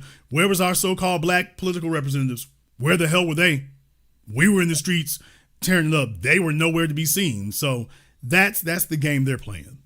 The people in other countries like in Africa and Burkina Faso, you stand with Ibrahim Traore, the people that are actually in their own country fighting, and all those young people in Africa fighting to get something in their own country as opposed to immigrating here. You don't have any problem joining with them or supporting them as opposed to the people who come over here on the get up. I have no problem with anybody who is standing on business. I have no problem with barbecue in Haiti. I got no problem in Burkina Faso. I think that, as far as working with them, they'd have to want to work with us. It's not a matter of us working with them. They have to work with us. And so far, they've relegated themselves to not doing that. But as far as I support anybody who stands on business, I can respect anybody who's like, this is my homeland and I'm standing on it. I respect anybody who does that. Now, as far as them being on code, they have not demonstrated to me yet that they're on code. They've demonstrated to me that they are nationalists and standing for their ground they were born on. Okay, I can understand that with anybody. As far as being on code, which means, quote, working with us, that they have not done. But they're still hoping we might get it together. If they on their code, we on our code, and we can see some things together eye to eye. Well, here's the thing. They would have to convince me that they see the problem as white supremacy and not, quote, colonialism. Because there's where we get things messed up. In Haiti, Dominican Republic, Kenya, you name it, Rwanda, they say colonialism. When you and I say colonialism, we're talking about white supremacy. When they say colonialism, they're talking about, quote unquote, the French. But they're not talking about white supremacy. So in Burkina Faso and everywhere else, I haven't seen that be the verbiage. The only person I've really seen say that is Julius Malema, peace be upon him, in South Africa. I haven't seen anybody else speak about it that way. Robert Mugabe, before he died, he was talking in that direction. But other than him, he's gone. And Nelson Mandela gave some lip service to it when Mandela was all the way. Okay, Julius Malema, other than that, they're not doing it, bro. So they're going to have to convince me that they understand white supremacy, not this vague, vacuous colonialism, because I know what that means. That means that they see this as a nationalistic thing. This is one nation trying to take over another nation, as opposed to putting it squarely in the frame of white supremacy. They keep refusing to do that. And what I'm saying is that I went through all that to say, if they succeed, let's just say that they are able to stop the French or stop whoever with no assistance from us whatsoever, politically, socially, whatever. Oh, we did this all on our own. It ends up like Haiti. It ends up like Ghana. It ends up like Rwanda. That's how it ends up. It'll end up like that. With a bunch of folk who, okay, they've got their sovereignty and they have absolutely no regard to blackness whatsoever. Which means it's just going to be a matter of time before the colonialists are back. Only next time they'll be shaking hands instead of bringing guns. Well, that was the last generation after. Here's hoping that these new young ones coming up, with that doing these military coups, because they're not setting up democratic governments to be corrupted. They're military regimes, but we'll see. Well, here's my issue. The young ones over there, that's not going to be different because they're over there. The only people who have actually done anything differently are the ones who come into contact with us. If they come into contact with us over here, within 2 generations, they start seeing things differently. As long as they stay over there, they're just going to see themselves as Kenyans, Ethiopians. That's how they're going to see themselves. And it'll be about colonialism, no matter what their age is. It's only once they come into contact with us that we squarely place the conversation in the frame of white supremacy. Then everything gets straightened out. So we still serve the drink. They're going to have to. Nobody's going to get their heads right unless they go through us, because they're mentally and emotionally colonized and they're too tribal. That's their center of the world is tribalism. And as long as they are by themselves, that's all it's going to be. And white folks showing up, they don't see it as racial. They see it as national. Great discussion today. Good show. Lie. All right, he had his chance to get it right. But yeah, definitely, you can't expect people to get that together on their own. We've been sitting around here for decades. That's not the way it works. It doesn't work that way. If they're left to their own devices, they're just going to replicate what we've already seen. It'll just be a modern, up-to-date version of it, but it's just more what you already saw. All right, let me go ahead and get back over here on Zoom. I got B. Scott here on Zoom. B. Scott, what's on your mind? Hey, brother. Jason, man, just greetings tonight. I actually tried to call you last night. Down a little bit, brother. Here, all I see is a big bald head. Oh, hold on. Let me see. All right. No sound? No. I can hear you just fine. I said all I see is the top of your head. Oh, let me see. Okay, because I can't see myself. I don't worry. Nobody else sees you. I see you just fine. Okay. Yeah. So greetings again, brother. I'm just I tried to call last night, but for some reason my audio was blocked on my iPhone. I just wanted to add a sidebar, if I may digress just a bit. Last night in the conversation about Roland Martin, and just to give people a little bit of background information, because I think this stuff is important for us to be able to put together all the pieces, right? So for those who don't know, Roland Martin got his start in Chicago 20-something years ago in Chicago on public access television, right? And he was really kind of good when he was back here in Chicago, right? And then he kind of launched himself into, national spaces, always vying for that position of like press secretary or something like that. He really kind of viewed himself, I think, as like a Corinne Jean-Pierre, but he was never going to be never placed in that kind of position. So I think it's just kind of fool's gold for him to strive for something like that when it was never anything that was really attainable for him, in my opinion. That's one thing. And then the other thing I wanted to kind of chime in about, though, too, and I'm going to try to stay on topic, kind of bring it all together. I don't know if you heard, but there's been a lot of chatter, this week about the Essence Festival and about how it's being attempted to be co-opted by all of these different groups, all of these, various immigrant demographics and that kind of thing. And I think it's just such a shame that we've got people who present themselves as representing us, but they really, truly do not.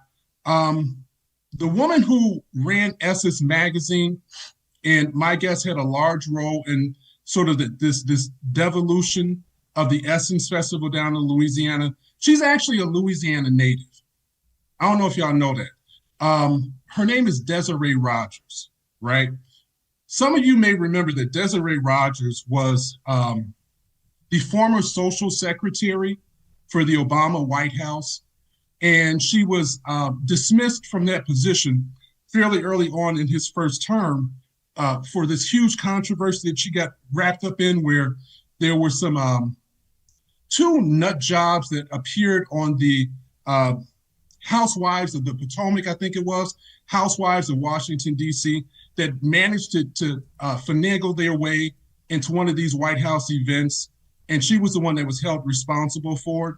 So again, background information, she's the one that was running Essence magazine after having left the White House as the social secretary. She was there for some time. And I imagine that she and her cohorts are the ones who are behind selling us out again in these kinds of, really institutions that have been ways for us to celebrate our culture, right? And okay, I just think, let me take a look into that first here. All right, let's start about Roland. Now, Roland Martin, he always wants to talk about the Chicago Defender. Here's the issue. The issue is, and I need to allow y'all to understand this, these are dudes who go back 30 years now, okay? So they were a lot younger back then. That's the thing I need you all to understand first and foremost. They were a lot younger back then. And that's very, very important to know. Very, very important. Now, I think Roland's about 55, 56 years old. About 55, 56 years old. So he would have been in his 30s back in the 90s when around with Tom Joyner. That's very important. I'm sorry, in his 20s, late 20s, 30s, running around with Tom Joyner, depending on what the age is. Late 20s, early 30s, going around back then. Barack Obama did not jump up one random afternoon and decide he wanted to run for president. That's not the way that works. And I'm not even just discussing about the fact that, yeah, he had elementary school papers talking about he wanted to be president. You can find any kid who says that.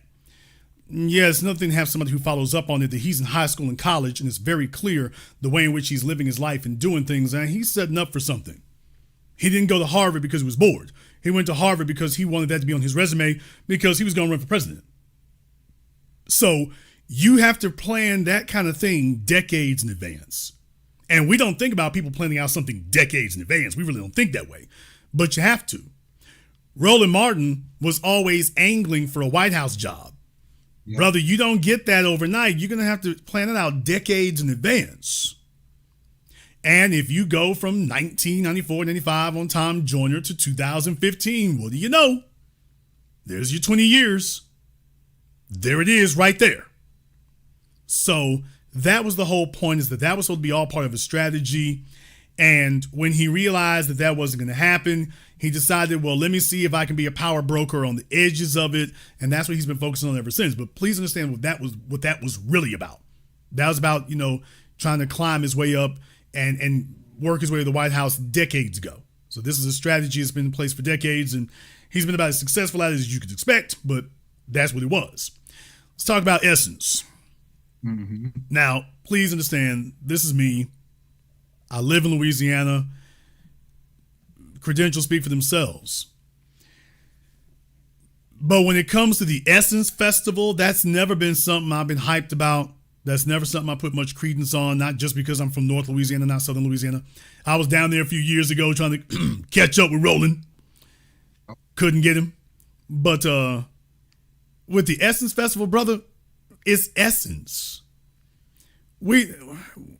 First of all, I would argue we never had it. But second of all, we lost Essence decades ago. Decades. They got bought by white interests decades ago. Not years, decades. So the Essence Festival is really an anachronism. Look it up. The Essence Festival is really just symbolic. It's really that term, that label, Essence Festival, is a relic because it has brand value. But it stopped being quote unquote ours. Now I would argue, was it ever ours? But it stopped being ours decades ago. So as far as I'm concerned, I have been tremendously cool with the idea to just shut the whole damn thing down. Because here's where we are today. Brother, if it disappeared tomorrow, I'm cool with it. To hell with it. Because all I'm going to say is if it disappears tomorrow, it didn't benefit us while it was here, and we didn't lose nothing now that it's gone. If the Essence Festival closes down tomorrow, what did we lose? I've been there. It's a bunch of old niggas and Roland Martin, a bunch of chicks who used to be hot back in the Freaknik era. What? I mean, that's what it is. So when you say about it representing our culture, I'm like, we might want to pump the brakes there and analyze exactly whose culture is it representing. Does it actually represent anything except for an opportunity for some corporate interests utilizing the label of Essence to capitalize on us in the city of New Orleans, doing what they do for it? And I understand it, but this is where we're at today. Essence is in the same boat as all these other defunct things that used to be black owned. And as far as I'm concerned, I'm fine. I'm good with that. I am very good with that. I would be perfectly fine with us clearing the damn board altogether. Let's get rid of Essence, BET, all of them. Let all of them go away and let's start over and build something new. Something that we actually do control. It actually is on code. And we've got control of the levers of power on it from the bottom to the top. That's the mindset we need to be having right now. We have a problem with black folk, having humble beginnings. Everybody wants to be the Super Bowl right out the gate. And that's not wisdom and that's not wise. I'm perfectly fine with us. Let's clear everything out. BET, Essence, Ebony, Jet, you name it, all that stuff gone, and start over. Let's start over with something new that firmly centers what its purpose is and firmly centers what it's serving. And it's going to hit. It's going to hit regardless. So the rest of this stuff, that doesn't bother me. I'm like, all this stuff is whacked. I could see it different if the Essence Festival was popping. I would be offended if the Essence Festival was popping. I've been there. Popping it ain't. I don't care where you sit at. It's not like it's like that. You go around the block and whatnot. It's not like there's a line out the door. You're going to find your way over to the French Quarter or St. Charles or, Canal Street. You're going to go find the restaurant or one of the food trucks. And then you're going back to the hotel. So it doesn't offend me at all. Because I wrote them off years and years ago. So literally nothing. It's like when I see Fat Joe and all these folks at the BET Awards. I cannot be offended. I wrote you off years ago. I'm not surprised that you've turned into a clown car. So it's not like all this other stuff they're bringing in is going to resurrect it or make it popping again. That's not going to happen. Yeah, I offer that up though, just as I want us to know as a community that there are people behind these moves, right? There's a certain type, an archetype, if I may. What's the book by the brother that was the attorney, Our Kind of People? And just know that there really are these kinds of people that come from particular backgrounds that, as you say, they're malcontents. They're malcontents rejected by the larger community. And as a result of that, they have not a problem being willing to sell us out for a few dollars. And we always need to keep that in mind. Not an issue at all. Well, I mean, yeah, you're absolutely right, but that's what they've always done. That's the art of war. I explained this a couple of weeks ago. These ideologies, white supremacy is an evolutionary organism, and the strategies that are in place, they understand them. They've been stacked up and utilized for centuries, if not millennia. And we have to understand how they do that. So Black folk use terms like divide and conquer, but don't really quantify what that means. I've explained this before. Within every group, you've got your hard-headed malcontents. There's always some hard-headed nigga that he doesn't give a damn what's going on. He feels like he's the odd man out. And if anybody ever gives him a chance to have some power, he's going to sit up here and try to, quote, get even with the rest of us and disrupt what we're doing because he's never really been accepted. Well, white supremacy understands this. So when they show up, they're like, okay, let's find that unsatisfied nigga around here. He's around here somewhere. All we got to do is find him and put some money behind him. So that's how you end up with a mumble mouth clown like Thomas Sowell or Jesse Lee Peterson or, Ward Connerly. We can go down the list. They know there's going to be one malcontent. They're going to do something that otherwise wouldn't happen. We'll put some money behind him. We'll put some funding behind him. We'll put some support behind him. We'll put him on television. Who cares if he's a baboon? We'll give him support. Not support that he earned. Thomas Sowell doesn't have anything that he can hang his hat on. Thomas Sowell doesn't have any accomplishments other than getting a degree and just being contrary. That's all he has, but he doesn't have any actual accomplishments. You can't point to anything substantive that man's done. In the world of economics, he hasn't done anything. Nothing at all. You can't point to one meaningful substantive accomplishment that he's gotten. And yet, he's on Fox News. Oh, well, he's only there to be symbolic because he's contrary. So that's unearned benefits. You haven't done anything. It's not like you're some great economic mind that's accomplished new economic models that people are basing their theories on and stuff. Thomas Sowell's never done that. Right. Most of what he says is factually inaccurate at best and faulty lies at worst. So you can get that being a coon. And they go find the one or two of those and they put a battery in your back. And that's it. That's the art of war. And we will use him to see if he can start, chipping away at some of the edges. Usually these guys fail, but in the world of white supremacy, if he can give us 1/10 of 1%, that's 1/10 of 1% more than we had before. Right. And they're willing to put millions into it. And I want us to value what we do, because in white society, man, when it comes to their technology, the things they promote, there's always something new. I mean, remember, we had MySpace, then Facebook, then, Instagram, Snapchat, TikTok. They're constantly having a revolution on those things. They don't have any problem moving on from one thing to the next. They have no problem doing that. The institution is white supremacy, not a website. Right. So the institution should be black empowerment, not essence.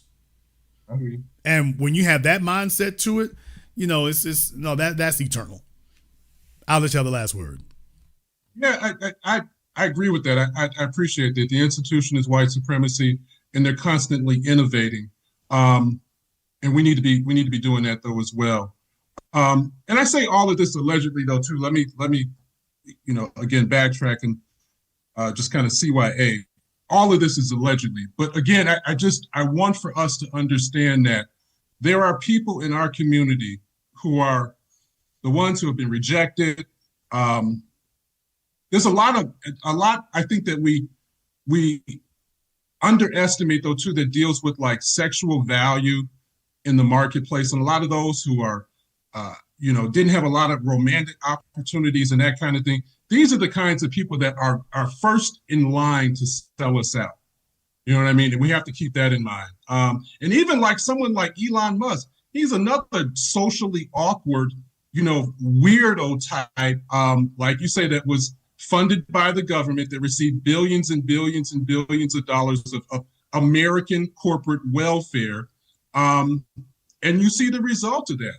Like this last move here that he's made here to try to create an American, the insanity that a South African would think that he's got the capital, the social capital, the cultural capital to make a viable American political party. It's utter insanity. Well, I mean, it's certainly far-fetched, but it could happen. Please remember, power is not given, power is taken. You don't ask for power, you walk in and you assume it. And he's got a long track record, him and the PayPal mafia. They have a very long, very well-established, very effective track record of doing that. So I will say that it is certainly far-fetched, but this is one of Peter Thiel's running buddies. No, I would never underestimate him. Thank you very much for giving us a call tonight. We appreciate that. No, power is not given, it's taken. Power is not given. You walk in and you assume it. And America is a place that respects alphas. And it's not like America is really, really flush with alpha people. So somebody like Elon, even with his deficiencies, he's cut his teeth at it for decades here. This would be challenging, but not impossible. Let's go ahead and jump back over here on Zoom again here. Let me go ahead and get back over here on Zoom. Okay, we got Glitchmaster over here on Zoom. What's on your mind, sir? Hey, Jason Black. Watching the broadcast on my TV. I see you've been talking about Elon Musk trying to start a party. And I've already heard the talking point of how people been saying, especially FBA, I guess, and non-FBA, talking about how black people should start their own party. Has anyone ever asked about black people possibly buying their own lobbyists, though? Yeah, I mean, all those things there, those are options that could be available to you, certainly, if you pursue them. But just remember, you're dealing with lobbyists, that costs a lot of money. And even still, that isn't even really necessary where we're concerned. The real thing is if we were on code, that does more than anything else. The real issue is being on code. It's not so much a monetary issue. Take a look at the manners in which black folk for the last 50 years have voted. I submit to you there hasn't been a real centralized code around the voting since 69. After that, it became, well, can I get some individual interest for me? And now we've started to change that conversation. That right there would change more than anything else. Okay. Because I'm also seeing, like, the way I'm understanding is Elon Musk is trying to start his own party, but at the end of the day, he's a white supremacist, just like Donald Trump is in his own way. I mean, he's not kind of like it. I mean, he is. I mean, you've got two white supremacists who've had a falling out. As I've always said, what the reason is. They're not arguing for justice. Neither one of them, they don't give a damn about that. They did not fall out because there's injustice. They didn't fall out because you're going to do right by the people. That's not what they said. They're falling out because they are fighting over which white supremacist is going to hold the knife that cuts the white supremacist cake. Who's going to be in charge of how big the slices are? That's what they're fighting over. They're not fighting over will there be white supremacy. They're fighting over who should decide the manner in which it's executed. That's what they're fighting over. So everyone, do not be deceived about that. They're not fighting for justice. They're fighting for the status quo, but Elon thinks that he would be a better captain of steering the direction of white supremacy. He's not saying there shouldn't be it. Thank you very much for giving us a call tonight. We appreciate that. Let me see if I can get now, folks. Remember, for those of you who may be new, please keep in mind here, one call per weekend. So if you called in last night, you definitely want to wait till next weekend so we can have some other folk on here. So if you gave us a call last night, you want to call back in next weekend. Want to give them a little bit of heads up on that. If you called in last night, you can call in next weekend. Thank you very much. We have to take time to remind that because I have to remember that there are folks who joined us new here. They're new subscribers. And a lot of you have not heard these things if you haven't been listening for the last 15, 20 years. And we review them from time to time. But the issue is that whether it's Richard Spencer and Jared Taylor, whether it is Ron DeSantis and Nikki Haley, whether it is Donald Trump or Elon Musk, they are not fighting over will there be justice. Ain't gonna be no justice. And they're not fighting over will there be white supremacy. Oh, they're gonna be white supremacy. Then what is it they're fighting over then if they agree that there will be injustice? And if they agree that there will be white supremacy, then what are they fighting over? The only thing they're fighting over is who will be given the power to slice up the white supremacist cake. That's all they're fighting over. Is they're not fighting over will there be a white supremacist cake. They're fighting over who's going to hold the knife to cut up the slices. Who's going to do that? And Elon paid $250 million so that he could be in charge of cutting up the slices. That's what he's about. He's about that. That's what the quote conflict is over. The conflict is over who's going to be in charge of it, not over whether or not there will be white supremacy. That's not what it's going to be an issue about. Over here on Zoom, you need to have a light on for us here.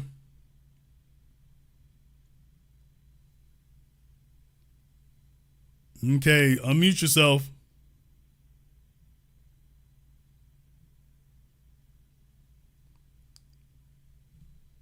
Please wake up, sir. You're killing my program.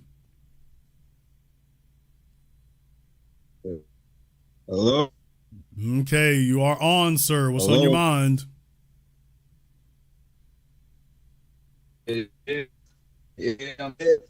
here to talk about. I got a question for you, bro. Is you a Native American or African American? Okay, brother, your internet connection is hitting us up straight out of Kenya. Not straight out of Compton, but straight out of Kenya. So where are you calling us from with this janky signal you got? I'm in New York. Okay, he must be out in the Bronx. My phone about to die. Okay. This is going to be a very eclectic conversation here. I'm getting every other word, so I need you to double every word you say because I'm only getting every other word here. So everyone else in New York has got cable vision. He got damn me electrovision. What? Oh man, did they have internet back in the days on car wash? Okay, sir. See if you can try again. You can yeah, try again. Okay, sir. What did you want to ask me? Yeah, I want to ask you: is you a Native American or African American? Okay, well, Native American. I guess that depends on how you would define Native American. But we are foundational, sir. Now where are your people? Now, sir, where are your people from? Because you look like a Caribbean lounge singer. So where are your people from? Nah, my people is from here. My mother is from here, and my dad is from Jamaica. There you go. All right, say that. Don't they from here? No, not really. Well, these are they from here, except the ones who ain't. All right, there you go. Yeah, I'm the real Malcolm X. What are you talking about? You might be the real Malcolm Y. I'm not sure about that. Is it Malcolm X? No. Malcolm Y? Yeah, that could be you. What I really want to talk about is how y'all don't got no revolutions at all. All right, brother, what are you floating on? You smoked something before you called me, so why don't you go ahead and inform all of us what it is so that we can have a little bit more patience with what we're hearing. So what are you floating on before you called me? Well, this is a different topic. Yeah, well, what were you puffing on before you called me? I just answer that question first. What were you puffing on before you called me? Yeah, I was calling because y'all think y'all the only ones with culture. The whole time, fucking Biggie was Jamaican, and fucking Malcolm X was Caribbean, and a lot of Caribbean, Slick Rick, and all these rappers that y'all niggas think y'all just. Okay, well, brother, if you got a Caribbean internet connection, so one thing we can help you to get is an American one, because that Caribbean internet connection is not helping you. Y'all, he is using 2G. My phone about to die. That's why. He's got a 2G internet connection. Just call. He has a two. He has a no. Don't do that. Don't do that. I'll call back. No. He needs the nigga wrap some aluminum foil on the end of that phone. What? Can he stick a coat hanger on the end of his phone? Can he do that, y'all? I know they bury the antennas down in the phones now. Can he put a coat hanger down in the phone so he can boost that signal there? Because that was atrocious. That was atrocious.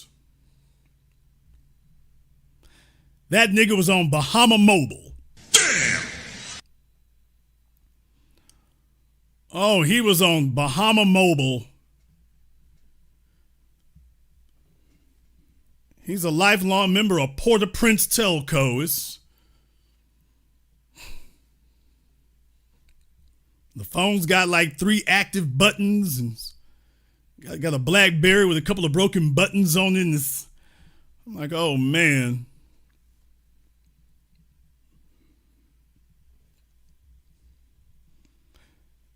What's our culture? Our culture is 5G. And deal with it, nigga. That's all. You want to know our culture? Our culture is 5G. Our culture is LTE. That's our culture.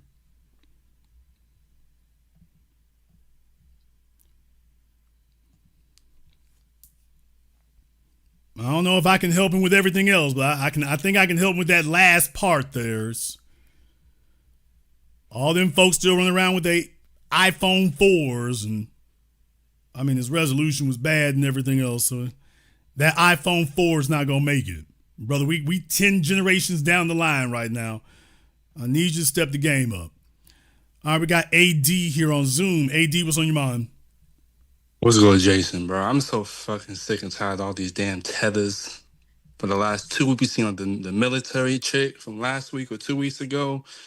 Last broadcast had like 4 different tethers calling up. And I'm just getting sick of it. But anyways, I'm trying to talk about like, okay, where if Elon Musk thinks that he's gonna get sort of political mileage for himself, where does he think he's gonna end up in like 2026 so 2028? I don't think Elon thinks that far ahead. For a guy who's made car companies and space companies, the issue with Elon Musk is white privilege. And by that, I mean he's been given everything and been given it now. He didn't have to work to earn it. He didn't have to really do anything for it. He's just used money to go steal stuff and take stuff from folks. So colonialism all the way. He's used to getting what he wants and getting it now. When you've lived like that, brother, you are totally out of touch with the way the world works. So he really does believe that if he wants to be a businessman today, he should get it now. And if he wants to back Republicans today, he should get it now. And if he wants to spin on a dime and reinvent himself, he should get it now. So he doesn't think the way you're thinking. He is totally out of touch with that. He is accustomed to just, if I want it, I can get it. And hey, everything should fit together. And if you take a look at Trump, isn't he the same way? Whatever he says, whenever he says it, hey, y'all should just roll with it. But that's the thing, because I was thinking like, okay, like how can he walk into Philly? How can he walk into Atlanta? How can he walk into New York? How can he walk into Sacramento or LA talking the way he be talking? It just don't make no sense to me. No, brother, look, there was a fellow who said it once on, I want to say it was NBC. And I forget who it was off the top of my head. I really wish I could remember, but they were talking about, the rich and tax cuts. It was a political season, and talking about why is it the rich folk, are just, don't understand how unpopular they become. And the guy said, the rich don't get it. They never get it. Throughout history, they've never gotten it. The rich don't get it. So the wealthy folk like that, brother, they don't get it. To you, it's glaringly obvious. To them, what do you mean? I don't see a problem. So it's like being a chick who's a 10. Nobody tells her the truth. Nobody's honest with her. Everybody's looking for what they can get, and it's only when she has thoroughly pissed everyone off and worn out her welcome, now everyone tells her the truth. Only now it's all just negative. Okay, but do you realize for the last 20, 30 years, you've been telling her what she wants to hear? That now she thinks that's the reality. So even when you all change up what you're doing, it's going to be years before it sinks into her that, oh, this is what was real the whole time. It's like Neo waking up from the Matrix. She's going to be like, you're all just haters. You're all just mad. You're all just stupid. It's going to take a while of rejection, consistent rejection, before she actually accepts, oh, wait a minute. Y'all were just telling me what I wanted to hear all this time. Oh, this is the reality? And how, if they're ever able to adjust after that, is questionable. Exactly. Just like what you were saying about the Democrats. I'm like, hey, like, it's not going to be one election no more. It's going to be maybe like 2 or 3 at most for the like, okay, now we actually have to kind of listen because we're going to fail as a party. And plus, we're going to anger our own donor class to the point where, okay, we're not even viable anymore. So we're going to have to, they're going to have to come back face to face with us eventually, but they might just want to exercise all the tools they have in their little trip bag, but it ain't going to really work out. All the little black Negro flunkies ain't going to work out. The LGBT thing ain't going to happen. The illegal immigrant thing ain't going to really pop off like how they think it is. So they're going to end up having to meet our demands eventually, just a matter of when and how we're going to execute it. Well, like I said, the folks that you're dealing with there, they're used to hearing what they want to hear. And then they get together with other groups. And everybody is looking for what they want to hear. So that's the way the game is played. We're the only folk who have to be honest. Yeah. We're the only ones who have to be honest about that. And this is a brutal thing for them to hear. Right.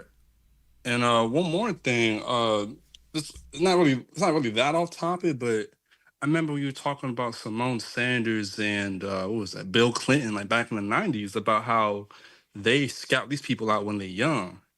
Now I'm not gonna name no names because I'm cool with him, but I have a dude who went to high school with me, and he actually went on a little he had like a little podcast from like college. I forgot what school he went to, but he was talking about, oh, like white supremacy, economic justice, the black agenda, this and that. And I'm like, okay, that's cool. I can rock with that. But then 2, 3 years later, I see this dude in a photo op with Westmore. And then, I look on his IGs, he's talking about immigration, he's talking about LGBTQ this, he's talking about job reform, he's talking about all these like little pet Democrat agendas. And by the way, we're in the DC area. We're in like in Laurel. So it's okay, well, I kind of see the hustle a little bit there. And I also got another friend who he's an entrepreneur and he does his own thing. And he does it's like a trainer, right? And he had the mayor of Laurel in his gym. So okay, I'm talking about, okay, well, I don't know like which side is doing which, but I'm thinking, okay, and now they're actually trying to actually pivot directly to where we at, because I'm 24 years old. And the mayor of Laurel, I think he's about like 52 or 53. I forgot the name. I forgot the age, but I'm like, okay, well, damn, they're really trying to have us, maybe not now, but definitely the next like 15, 20 years. Like these are going to be like the next, black opportunist class, right? It's going to be like the black faces in high places, but they're not really setting a real black agenda. That's the reason you have us here. Right. I want you all to have us here because this is a conversation you won't have anywhere else. They will not allow you to have that anywhere else. It will not be allowed to have anywhere else. You can't talk to these other folks. This is why they don't even allow you all to speak. Think about that for a few moments. Everything, you live in an internet age, and yet everybody's trying to make sure there's a one-way conversation where they just tell you this is what you think. You're not even allowed to say, hey, by the way, I saw something today. I saw something last week. I don't think this really matches up. And I want you to be aware when you see folk like Westmore and whatnot, Westmore is yet the latest attempt at recreating Barack Obama. They go find some Negro from an exotic background, that exotic thing. Remember when Barack Obama first got on the scene, the Republicans and folk were calling him exotic. Oh, he's exotic. And what we started saying later is we're like, okay, well, the background is relevant, not the way the white supremacists are saying it, because there's another level to this. So what they do is they grab these people with these exotic backgrounds. They got no standing. They come from these real colorful backgrounds and things. They're not connected to the soil. They're not connected to the people. And we just started asking questions. So in Westmore's case, Westmore, Cory Booker, Kamala Harris, we've got a rotating roster of where they're trying to figure out who they can put out there who will be able to get the Negroes in line. That's all they're doing now. Where can we find the next coming of Barack Obama? The problem is we're a different generation. We're a whole different generation. We got a whole different agenda, and we have a whole different platform asking completely different questions. And it doesn't matter who you put up there now. If they cannot respond to these questions the right way, it's a whole new thing. You're out of here. And Westmore is just the latest one that they're going to try. They're going to try to dress him up. And just like Kamala Harris, the moment he starts talking, as long as they can put up commercials and him sitting there smiling with his family, that'll float. As soon as he starts talking, Westmore's numbers, by the way, his numbers are going down now, even in Maryland. He's going down now because he's doing something that he didn't have to do before. He's having to talk. He's getting a track record behind him, and people aren't liking him. And if he comes and talks to us, it gets bad quickly. The reparations thing up there, the whole point about it is, by the way, he wasn't even talking to us before then. So that was just the icing on the cake. But he's just the latest with attempt. The legislature, they were actually willing to even at least entertain the question. I mean, at least entertain the agenda of like, hey, we're going to at least quote unquote study reparations. Okay, right? Well, here's the thing. I want us to be more sophisticated than that going forward here. And I've been talking about this before, and I want to say this again. I want us to be more sophisticated than that. Elon Musk didn't get his government contracts in front of the world. We only talk about it now in retrospect. When he got his contracts and everything, they just signed it off. We go, no press release, no pomp and circumstance, no none of that. That's not the way other folk operate. I am perfectly fine with them doing those things without us having to put the word reparations in at all. That's why I say reparations across the board. Boy, Jason, what you talking about? Do the same damn thing for us as you do with these other folk? The same damn thing for us you're doing for these other folks. Well, Jason, I'm not really sure what you mean about that. I mean, what do you mean by that? I mean, that could mean anything. Actually, no, it doesn't mean anything. Take a look on your screens right now. I want to remind you all, this is just in the last week. This is just in the last week. $94 million in grants to Jewish faith-based organizations to quote-unquote prevent violence and terrorism. What? Jewish people got plenty of money. Why they need $94 million for what? They got plenty of money already. They got whole Jewish precincts and police officers in New York. I've seen them over there in Brooklyn, over there off of Ocean, where they got the letter streets. My folks in Brooklyn know exactly what I'm talking about, and that's just one. That's just one. I've seen the Hasidic Jewish police officers over there. That whole neighborhood got Hasidic Jewish police officers with the beards and the yarmulkes and everything. Yeah. I'm telling you what I've seen, not what somebody else told me. I'm telling you what I've seen. Whole neighborhoods over there like that. And I'm like, yeah, we want that. Right there, we want that. Curious Joel up there in upstate New York. Yeah, we want that. Nobody's calling that reparations, but you got damn Governor Pataki and everybody else there. So Democrat, Republican, it doesn't matter. They make sure Jewish people stay papered up. And nobody calls it reparations or nothing. I'm like, you know what? That works for me. We don't have to call it reparations. Whatever you're doing for them, yeah, break that off times 4 over here. That'll work for me. Call it whatever you want to. Call it grilled cheese sandwich if you want to. That's fine by me. The same thing you're doing for them times 4 or 5. Drop it off. And you can call it whatever you want. Better yet, don't call it anything at all. We don't need folk talking about it. Because you didn't hold a conversation when you sent them their paper. You didn't hold a press conference. You didn't hold a conversation. You did nothing. You slipped it to them quiet as kept. You can do that for us. Westmore can do that for us. Exactly. Like when I was, I don't know if you ever been to, you ever been to Tacoma Park in Maryland before? Okay, sir. What's your question? Oh, yeah. I'm about to follow up with what you just said. Yeah, in Tacoma Park, remember, they got the Vietnamese and El Salvadorians up there. And they ducked them off like in the 70s and the 80s. And now that's like a giant enclave, like a very big economic cluster right there. And that was really in the last like 35, 40 years. And right outside of that, I mean, you got black folks, and at best, you probably see some folks with a good job, but they don't own the businesses and stuff around them like that. Well, that's because these other people have not been disenfranchised. They've not been tripped up. They've been helped. They got refugee assistance. They got loans. They got financial institutions that are set up for them here. So in my documentary film Gentrified, I show that in all the Chinatowns, and they're not really Chinatowns anymore, they're Asia towns. They've got their banks that are directly tied back to the places they came from. We have not been allowed to do any of that. They make sure, we ain't gonna have that. You have a Governor DeSantis talking about we're gonna target DEI. That's just, we're gonna target black folk, because the white men are still getting their DEI. They got their affirmative action. The white women are getting theirs, the white men are getting theirs. So the white women get theirs, the white men get theirs. Everybody's only targeting us in that regard. So we haven't had any of the things that we've had that have been allowed to exist and protected, much less injected into it. Because what we get is nothing. These are the folks right here. It's like, hey, you need some real estate. These folks make sure they got that. They dropped them off in our neighborhoods, just what Joe Biden did with the illegals. These illegals, they picked them up. Brought them over here by plane. They didn't have to do a damn thing except they want to say they want to be here. And once they got here, here's free medical, here's free school, here's free housing, and here's a debit card with some money on it here to help you get on your feet. And we're like, okay, I'll be damned. We could have used a whole bunch of that right there. That's in 2024. That is and by the way, it's still going on today in New York and California. So that's part of their damn budgets today. In Chicago, Brandon Johnson, we all know his shady history. That's what they're doing today. So that's the reason these other folk are able to do that, because they are helped to do that. They're assisted to do that. They'll come back in 5 10 years and tell you they pulled themselves about their bootstraps and did it all by themselves. So if we don't keep this at the forefront of people's minds, they won't remember that. Thank you very much for giving us a call tonight. We appreciate that.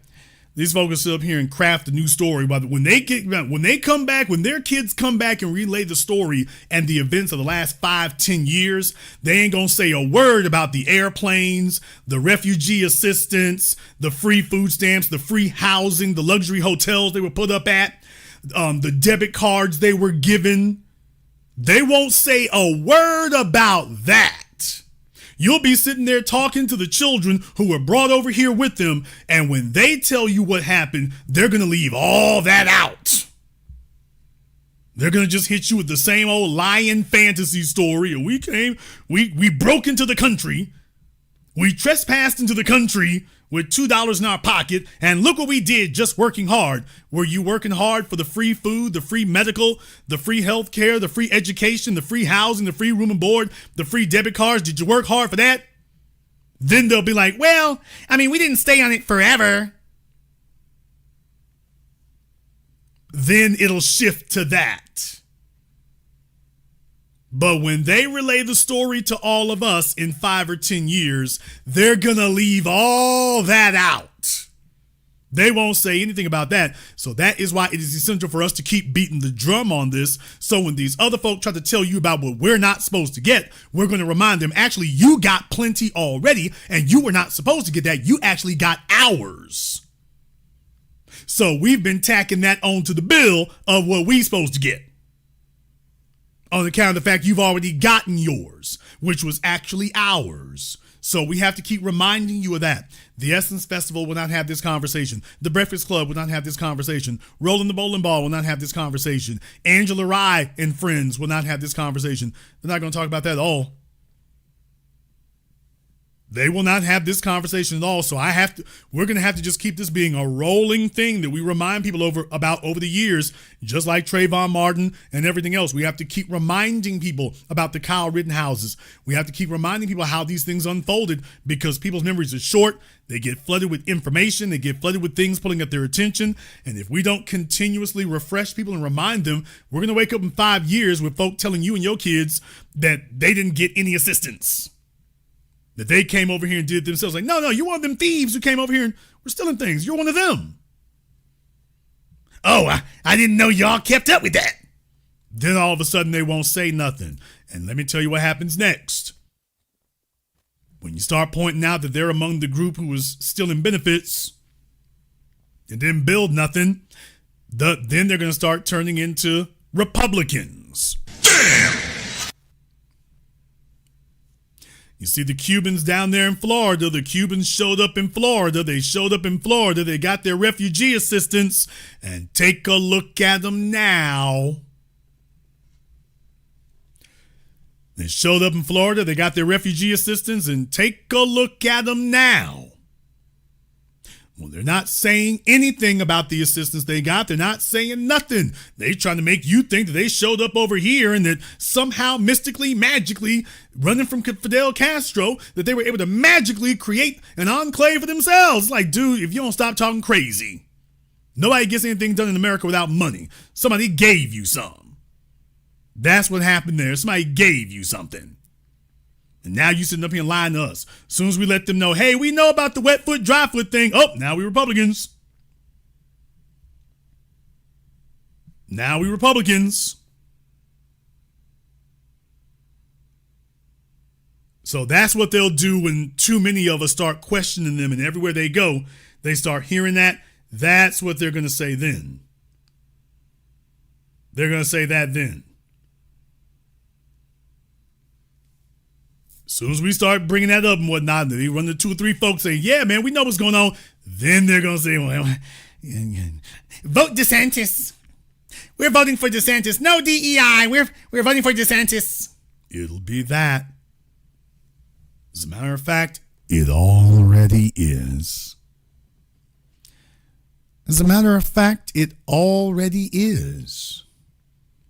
It already is. Isn't that right, Elon?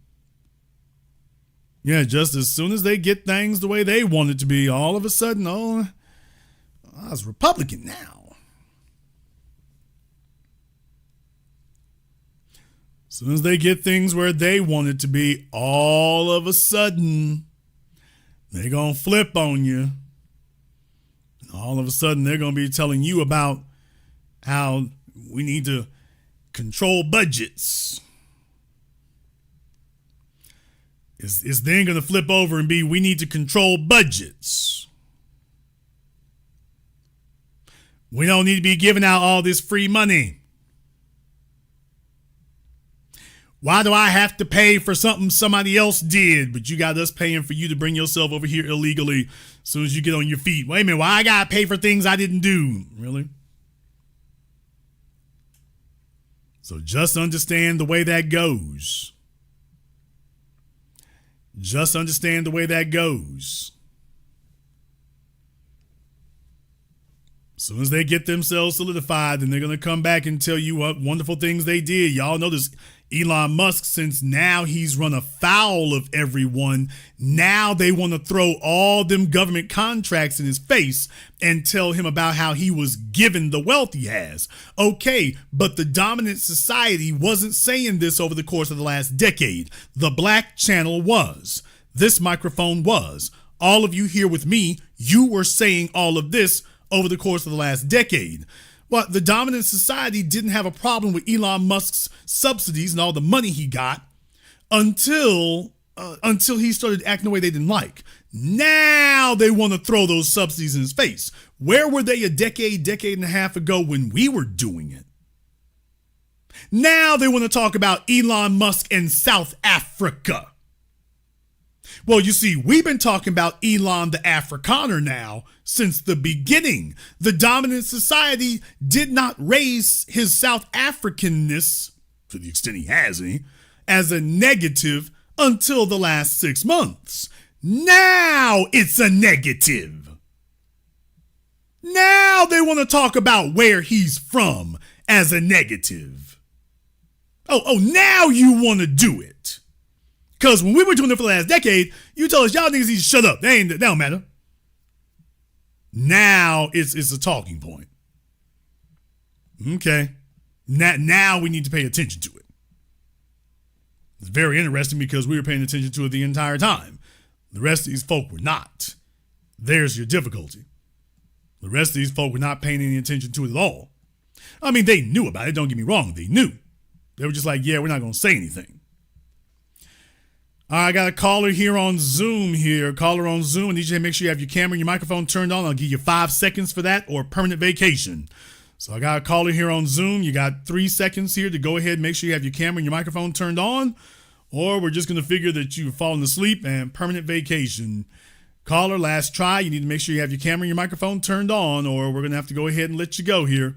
There you go. All right, brother. Go ahead and unmute yourself.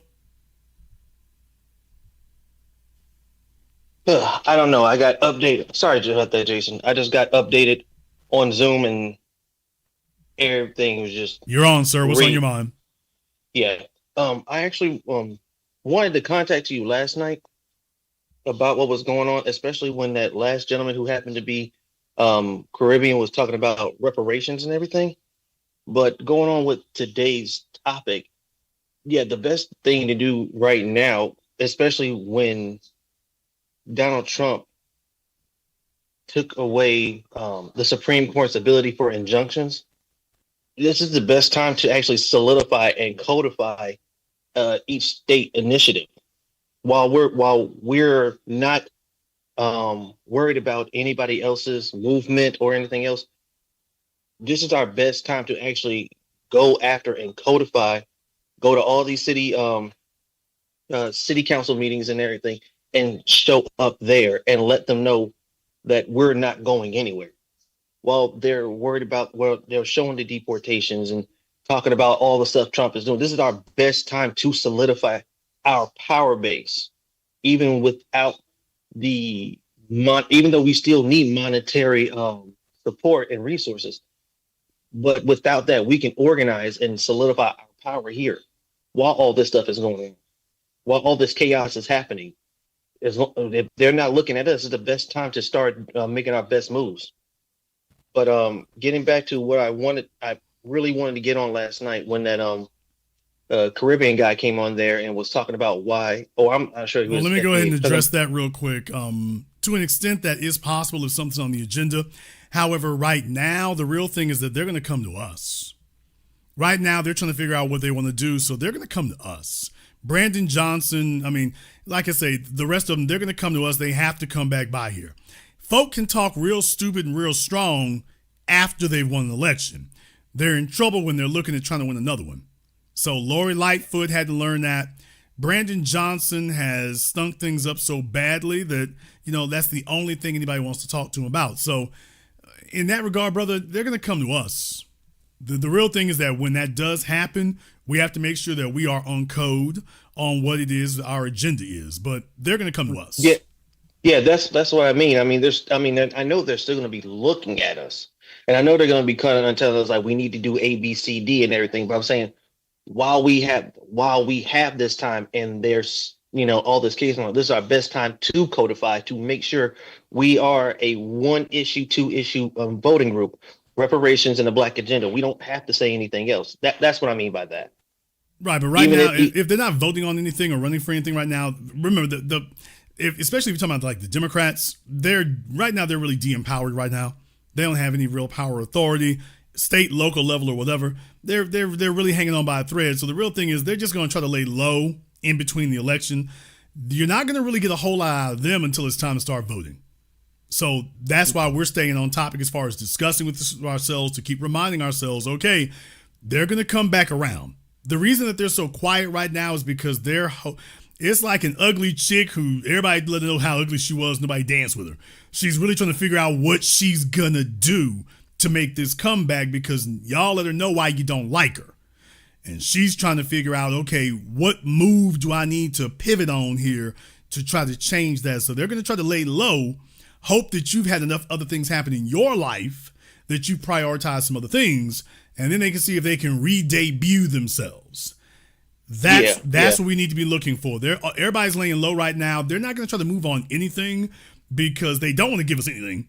And that's the whole point of it. So look for them to try to just lay super low, keep their heads down. You have reached the voicemail of congressman or city council person, do nothing. Please leave a message at the tone, or better yet, don't leave nothing at all. That's what you're going to run into here for about the next year. It's only when it's time for them to start running again, then they're going to have to stick their heads up. And when they do, that's what that's going to be. I'll let you have the last word. Yeah, that's what a lot of people are saying with the Democrats is because the craziness with the Republicans, they're just laying low. You're absolutely right. But getting back to the second part of why I called, when that guy was talking about we should get together when it comes to this reparations with all the other Black immigrants and Black ethnicities, you can tell he's like not really informed because we've talked a bunch about CARICOM and how that's strictly for Caribbeans or Latinos or how they want to pronounce themselves. We've talked about how even the AES over there in Africa, where between Mali, Burkina Faso, and Niger, that's strictly for that nation. These are nation states that are doing their own thing, procuring their resources, and basically making moves for their people. They're not really including Black Americans. So for him to say that, it's really going back to that whole, we allow everybody to jump on into what is ours and expecting them to respect it, but then they just come and dip their hand in the pot, take what they want and leave. And I'm all in favor of that to the extent that it's reciprocal. I want folks to understand that I am here to do what Dr. John Henry Clark said. We are going to reciprocate with those who reciprocate with us. So if somebody does extend that, I'm all for it. I'm not closing any doors on anything. I'm just not opening anything for anybody who's not opening one for me. So if they open a door for us, I will open the door for them to the extent they open one for me. I will make a lane for them to the extent they make one for me. I will join hands to the extent they join hands with me. That's all I'm saying about that. So whatever their agenda is, I'm willing to I'm willing to hear them out, but we're going to have to be talking on the same level. Yeah, but the main point of what I'm saying is that you have different ethnic groups working on their own thing that don't include us. So while we're working on our own thing, why are you trying to open doors that don't need to be open? There's a reason why we are saying foundational Black Americans, those that are descended from the survivors of chattel slavery, we're trying to get our own thing running again. We're working on ourselves. We're doing stuff ourselves. We putting these boundaries up for a reason. Everybody else is doing their own things. Why are you looking at us and telling us to open doors to everybody? They're not reciprocating anything. They're not offering anything. I mean, if you're looking at Ghana, even then you gotta pay to go over there and become a citizen. Well, they're not talking about dual citizenship. We don't have a strict timeline on reciprocity. So my thing is, if folks start reciprocating tomorrow, We can start fixing this up tomorrow. And yeah, it's on a case by case basis. Everybody's not going to do it at the same time. Yeah. But if whoever it that. is, if they start reciprocating tomorrow, then we're going to change it up tomorrow.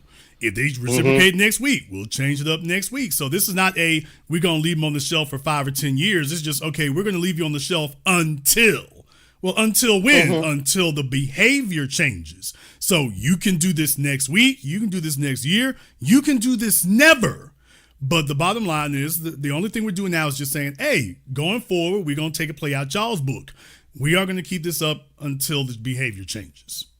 Thank you very much for giving us a call tonight. We appreciate that. That's all. There's no timeline on it. There is no timeline. It's just like for reparations. There's no timeline. This is behavior based. We'll stop stomping for reparations when we get it. How long will that be? When we get it. Let me go ahead and get back over here on Zoom. I'm not sure what's happening here on Zoom. Whatever is going on here, I cannot see what's going on here. So turn a light on or something. If you're going to do an OnlyFans move, try not to do it, that way. Okay, I got a shirtless nigga over here.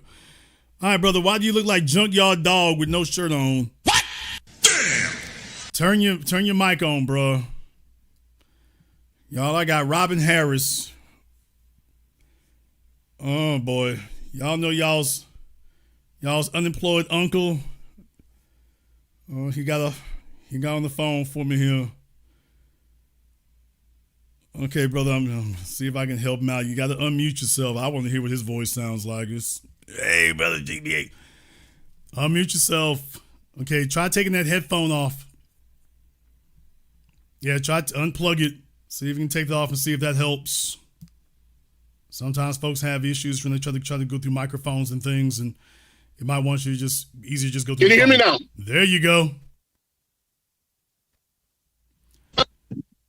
Yes, sir. You're on. Okay, Mr. Tibia, how you doing, sir? All right, brother. What's on your mind? I'm calling about the conversation he had yesterday last night with the Haitian young man.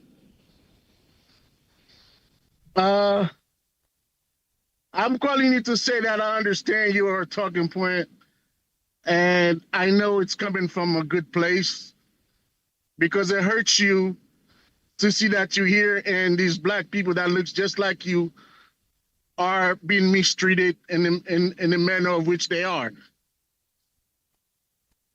Am I so far okay? Yes, you're correct. And I know people who are in their feelings. First of all, let me just say that I came to this country from Haiti. I was 13 years old. I was forced to leave Haiti because of the economical situations. But the things that I may not agree with you is that you either purposely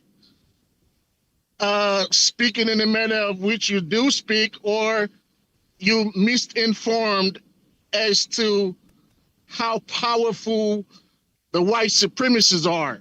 Sir, we are intimately aware of how powerful the white supremacists are. We've been fighting them now for hundreds of years. We have made progress, but certainly we are intimately familiar with how powerful they are. Okay. Now, the progress that you made, it has a reason as to why you made the progress of which you made. Because when you're protesting in the middle of America as black people, as much as the white man would want to harm you, he or she cannot, because the world is watching. Nigga, what? The world is watching, so there's no way they can literally drop a bomb on you. Nigga, what? Let me land this real quick. Let me talk. Okay, go ahead, sir. Okay. No, go ahead, dude. Okay, so what I'm saying is, like, for example, okay, do you know that can you tell me the reason why Ibrahim Traore just escaped 14 to 18 different attempts of assassination? And if so, who you think is trying to kill him like that. Oh, well, definitely the colonial powers most likely are. You can pretty much figure the United States has got a finger in it somewhere. So it's the same thing as always. Exactly. So just about 5 years ago, since 1990s, we had the president who was democratically elected by the people, named Jean-Bertrand Aristide. The United States government descended in the center of the White House and tie him up and send him into exile. When he came to America, they pressured him into signing so much stuff to literally sold the country to them. Okay, now fast forward to 2000, I believe, 2020? We had a president in there after he did 4 years. The United States literally went in there and assassinated him. Okay, which president are you talking about? Jovenel. You better not be talking about Moises. You better not be talking about him. Yes. Okay. Dude. Mr. TBA, there is no way in hell a president of Haiti can be murdered without United States of America knowing. If your wife does it, you're damn right it can happen to you. So now let's. If your wife is in on assassinating you, can they still get at you? Sir, if your wife is in on the assassination, does she need the United States to get at you to get you? Now that's the thing, Mr. I will answer your question. Just listen to me. Yeah, these fellas think that we don't follow these things and we don't know what the hell going on. Sir, if I'm asking you one question, is a yes or no question. If your wife is in on the assassination, does she need another nation to get at you? Whether the wife in on it, if the wife doesn't agree to be in it, she's gonna be dead as well. Oh, please. So the wife has to be in it. Nigga, she better cooperate. So it's she's gonna be dead as well. Okay, sir, if that's your wife, didn't she take a vow for richer or poor and to death do us part? That still doesn't excuse. Y'all, this is the problem with this backstabbing culture from these people. He's literally on my phone arguing that a wife should not be willing to die for her own husband. Now, if he, sir, quiet, sir, be quiet. If you don't believe that if you do not believe intrinsically and don't demand that a wife should be willing to die for her husband, I'd be a damn fool to think that you gonna die for black empowerment. You gonna cut and run at the first sign of trouble. And you're right. She should have took one for the team. Then don't be sitting here arguing about, well, they would have killed her. You shouldn't be saying that. Because that's not an excuse. You just admitted that's not an excuse. That's not an excuse, Mr. TBA. But I was just going to tell you, yes, the whole time I was telling you, yes, it's unacceptable to be a wife, to willing to save yourself and give up your husband. It's unacceptable to get on my phone and argue that, well, she would have got killed if she hadn't. But she would, Mr. TBA. But that's irrelevant. That is the price of being loyal. And all you're talking about is, well, she wasn't loyal because she was scared. And everybody's excuse for fleeing Haiti is they scared. Listen. And that's a character issue that we don't want to rock with. I don't think we're scared. I think when you fighting the example that I gave you with when you're in the center of the beast can't really touch you like this, like the way they can stay far away and drop bombs and use you as guinea pig for because we can't. Who's dropped a bomb on Haiti? Huh? Where did the bomb get dropped on Haiti? That's just another extreme measure that would Sir, take. what? Tell me the bomb that got dropped on There Haiti. was. I never said there was. Okay, But so right in other now- words, what you're saying, that's a figure of speech. That's a metaphor. Okay, let's. So yeah, no. figure of speech. Okay, sir, what you're A saying figure of is speech. that's a figure of speech. That's a metaphor. A figure of speech. Got Yes, it. yes. Understood. Now, what you're saying is that y'all been running and nobody dropped any physical bombs, literal bombs on you. They dropped literal bombs. No, but- Sir, be quiet. They dropped literal bombs on us in America. Tulsa, Pittsburgh, New Orleans. They dropped literal bombs on us. Selma, Alabama. They literally bombed us here, and we didn't run.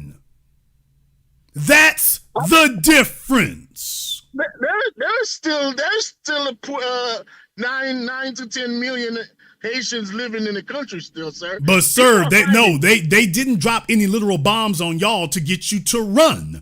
We got literal bombs dropped on us, and we ain't run nowhere. Now why is that? But the Sir, why is it that you didn't get any literal bombs dropped on you? We did, and we've never run. Why is that? You had some of our African Americans who ran to Cuba during the Name them. Black Panther movement. Stuff Name like that. them. We all flee Name sometimes. name That's them. Name them. Name who that ran? Name them, sir. You know, there's a few that did, but that's besides But the point. y'all, just like What I'm Baxter, saying sir, is this. name them. Name them. I'm not too familiar with that. All right, then don't claim that it's true. If you can't name them, it didn't happen. Next subject. All right. Now, like I said, when I started, I know what your pain is, and I have the same pain. But when you speak in a way, when you said something like, if Haitians willing to work with you and give you the country, not I'm paraphrasing what you say. You didn't say it like that, but it's kind of like what you say. And you would willing to step up as long as they would be willing to stick with you, not to choose the white man or, the white supremacists over you. And you would somehow, stand up with the Haitians.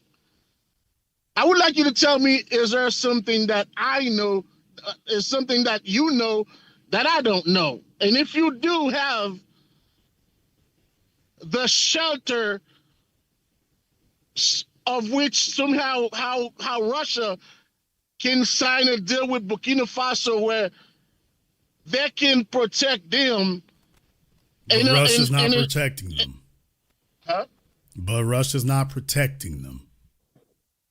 Russia's protecting them with some kind of with Sir, you're not. giving Sir, them weapons, no, they're giving not. them weapons, giving them guidance, giving them ideas as to how to protect themselves. All right. Y'all, this is what we're dealing with.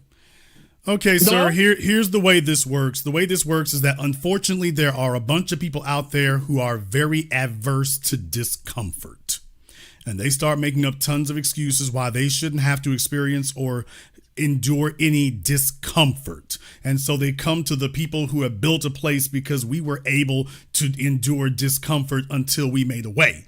Now we got a bunch of folks with no stomach and no skin to tolerate discomfort, and all they can really do is leech off the folks who are tolerating the discomfort.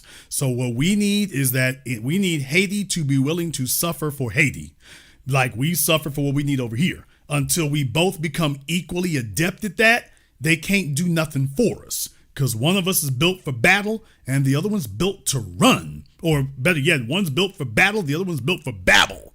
And deal with it, nigga. That's the problem that we got going on right now. Now let me, okay, I understand that. So it seems like you understood what my question was. Okay, sir, I'm talking now. Haiti is a nation state. I've been hearing the excuses out of Haiti since Papa Doc, Baby Doc, and every damn body else. There's always a new damn excuse. You know what there isn't? There has not been a call for us to come down there. That is what has never happened, and I am not referring to the government. I am referring to the rank and file Haitian citizen. Now, in the United States, it has been different. This is the part you need to wrap your head around and accept the brutal reality. for the last century, we put out the call to other people that we've made a safe haven over here because we had this idea of Pan-Africanism and black like us. So whether it was Marcus Garvey or anybody else, the word went out that, hey, if you come to America, we got you. There has been no call put out for us to say, hey, over there in America, you need to come here. We got you. That has never, ever occurred. And then we went, sir, enough. Right. Then when the United States government attempted to go against that, and that's why I always remind people about everybody from Woodrow Wilson to LBJ. The United States government did not go along with it. The United States government made the law to say, yeah, no more of these Negroes coming over here. So we had to keep fighting about that. There would be no allowing you all over here at all if it were not for us. We touched on this 4 years ago. Thurgood Marshall and other people, they're the ones who made it possible because the United States government's default was that, yeah, you too dark to come over here. So that was the government policy, and you all have had convenient amnesia and pretending as if you just somehow, you were just so great that folks said, ooh, we need more Haitians over here. No, they said you all cannot come over here. We made government policy change, and we have not seen any mass movement in Haiti to change the government policy.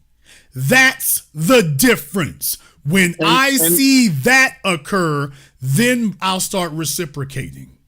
And I hated the fact that when a Haitian person around me trying to talk down on Black Americans, and I had to tell him, shut the fuck up, because if it wasn't for Black Americans, them white men would make you eat shit in here as well as they make you eat shit in your own country. Now, sure, trust me, I am with you.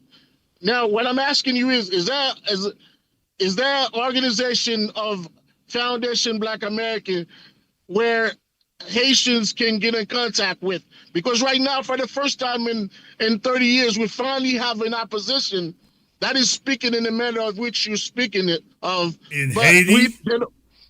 Huh? In Haiti? Yes, right now we do. And who is that? But right now we have a guy in there. He's the opposition, and right now he's anti. And this is who we need, but he doesn't have the resources, I would say. But right now, everyone every political parties is calling on United States and Caribbean CARICOM to put him in power. While he's standing in there, he says, no, there's no white man who's going to come and tell us what to do in our own country. And okay. This guy right now that's all great. That's all great and wonderful for self-determination. That sounds like a nice start. It's a very nice start, sir. I would need to see him expressing that he is trying to reach out to us, and then it would be, what is he reaching out to us for? Because it is another thing that we have grown weary of is this: folks reach out to us for support. They contact us when they need something, but they're not offering us anything in return. So once again, this one-way street thing that we encountered, that part right there is problematic too. So I'm willing to entertain anybody who, as I say, wants to build reciprocity.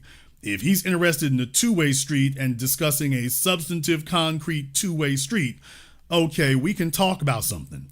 But if they're talking about we need support so I can get in office, well, that sounds like Jean Bertrand. That sounds like more Jean Bertrand Aristide. So we've moved on. We've moved on since the Aristide days. The idea we can just get the right person up in there, we okay. And we're looking for something a little bit different now. So can I email you? Sure, you can. Is that the email address that you have? Yeah. Or theblacauthority@yahoo.com. Sir, it is a pleasure, and like I said, I know what you're saying, and I know that it is painful to watch your people suffering due to lack of knowledge, due to lack of being able to stand for themselves. And if, like I said, if there's an organization, well, brother, look here, you got my email. If you want to get in touch, if you want him to get in touch with me, you know how. Simple as that. Thank you very much for giving me a call. Thank you for giving me a call. Thank you for giving me a call. Look here, folks. Here's the reason why we have to have this program, this format here. You have to have competent people hosting programs. If you're going to have a conversation like this and a discussion like this, you have to have competent people doing it. And that phone call you just heard, that was the competent discussion right there. When you have competent operatives who can actually host the discussion, and we get to the point real quick. Well, if you're going to tell me that there's a problem and whatnot, did you see how stop that in its tracks? Wait a minute. Your wife is scared to die for you? Well, you know, the U.S. did this. The U.S. did what? Oh, and the wife helped? Well, you know what I mean? These hoes ain't law, you know. Really?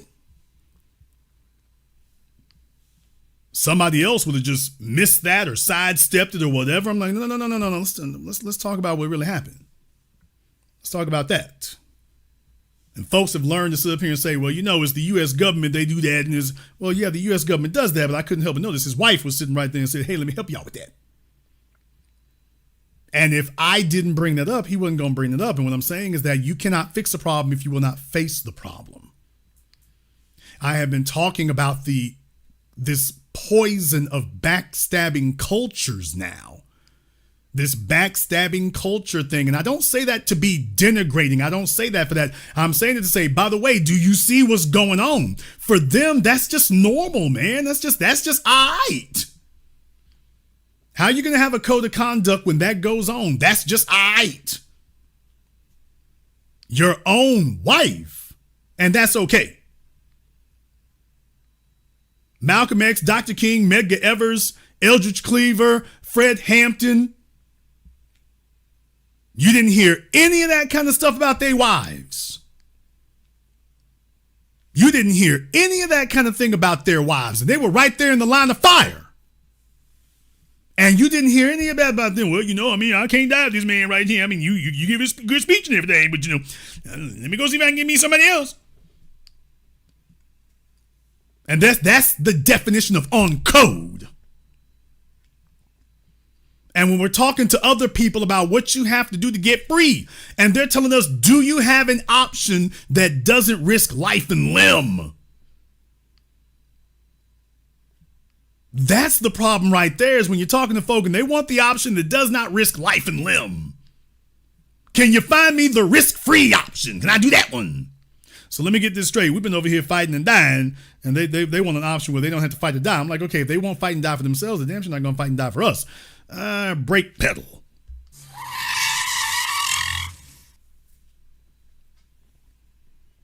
That's the thing right there when Dr. John Henry Clark said, we are here to help get your house in order. When we talk about getting your house in order, that's what we mean. Getting your house in order. That attitude right there, that you can be married to this woman here and she does not have to die. That you have the expectation. Why should she have to die? Because that's the vow she took. That's why. Oh, I didn't know you really meant that. No, we really meant that. Ooh, man, y'all hardcore. Stop saying that you want a revolution and you want to change, and then you say, okay, can you give me the risk-free option? They want a revolution, they want to change, they just don't want to revolt and don't want to change. That's not the way that works. It's not the way that works. And I'm just talking about, think about that for a moment. That the basic building block of a community is the family. You have a man married to a woman, and the woman is not expected to die for the cause. Why, if they threaten her, the response from her is not to stay 10 toes down for the people. The response from her is, okay, well, let me go ahead and sell you out. Ooh, baby, you know, I hate you had to die, but them white folks was threatening me. Yeah, baby, I know you're the president of the country and everything, and I know I'm your wife and everything, but I had to do it. They threatened me.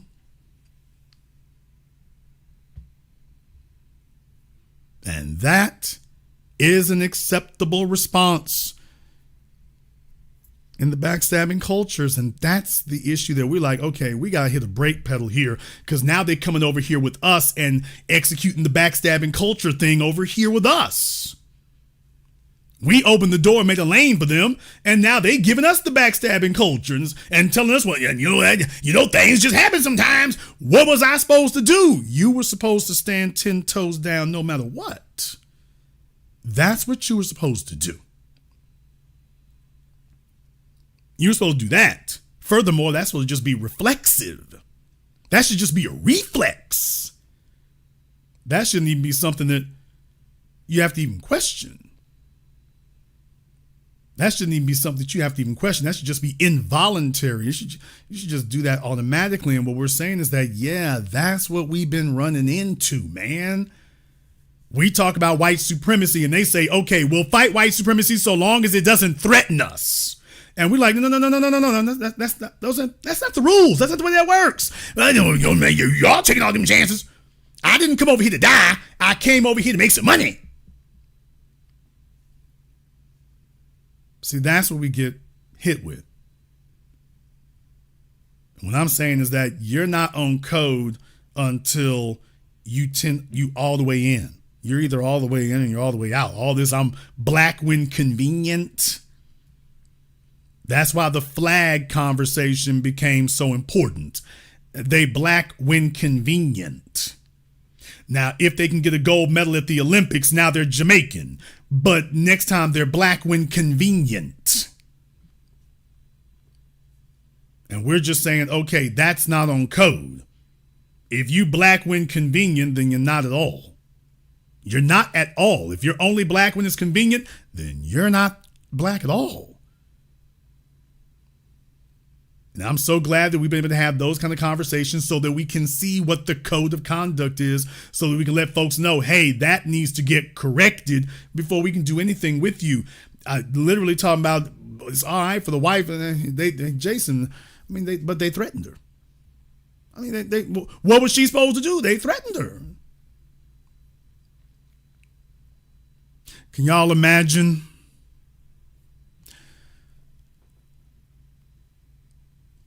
Can y'all imagine Mother Coretta Scott King?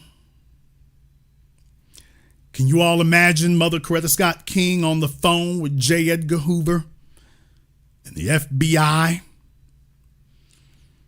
And she's sitting there telling them, okay, he gonna be in Memphis.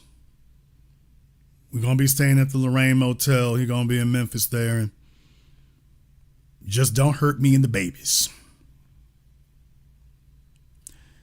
Just don't hurt me and the babies. Can you imagine that? Can you imagine that? Mother Betty Shabazz. He's going to be at the Audubon Ballroom. He's going to give a 30-minute speech. He'll be the third person who speaks. He usually comes in the back. He comes in right on time. He's going to walk up through the hallway there, but he'll be the third one that comes up and speaks. Just don't hurt me and the babies. I got daughters. Just don't hurt me and the babies. Could you imagine it? Can your mind even invoke that thought?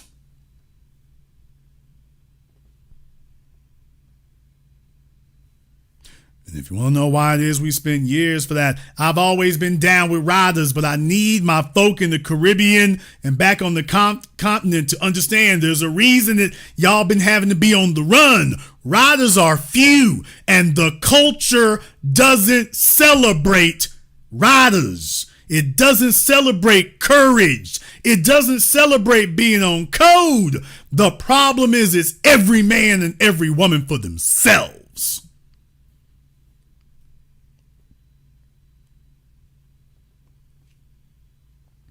Our code is we all we got.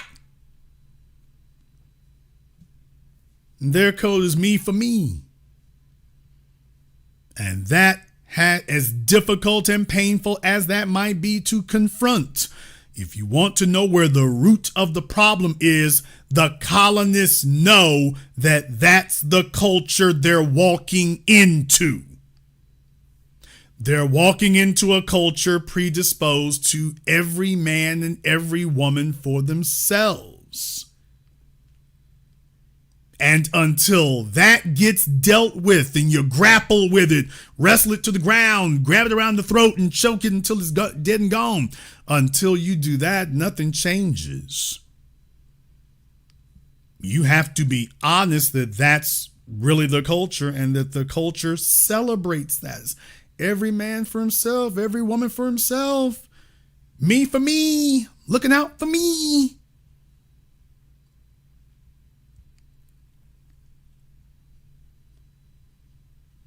Why I got to take care of these kids? I was just trying to lay up with the broad.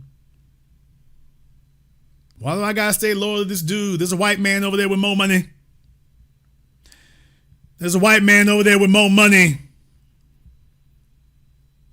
He might want to do all kinds of disgusting things with me, but it's every woman for herself. I'm just here to make some money. No principle involved. It's every man for himself. And here's the killing thing about it. Then they get to go back and walk among the people. See, this is why we cannot allow that snitching culture here to become normalized. The single mothers and whatnot, the bastard baby makers, regardless of their lineage, the bastard baby makers who set up here and they have that idea, every woman for themselves, and then they raise boys who are even worse about that. We're not supposed to have an environment that tolerates that. That is not just unmanly, it is undisciplined. You're supposed to stand with the people. Asian society stands with the people.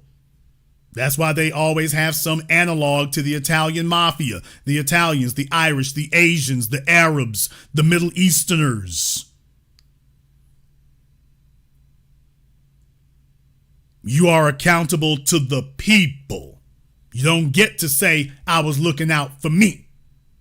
Well, y'all don't understand. See, I had to look out for me. You can't walk the streets among them. You can't be no rat and no snitch and walk the streets among them. You can't betray the people and then walk among the people. You don't get to do that.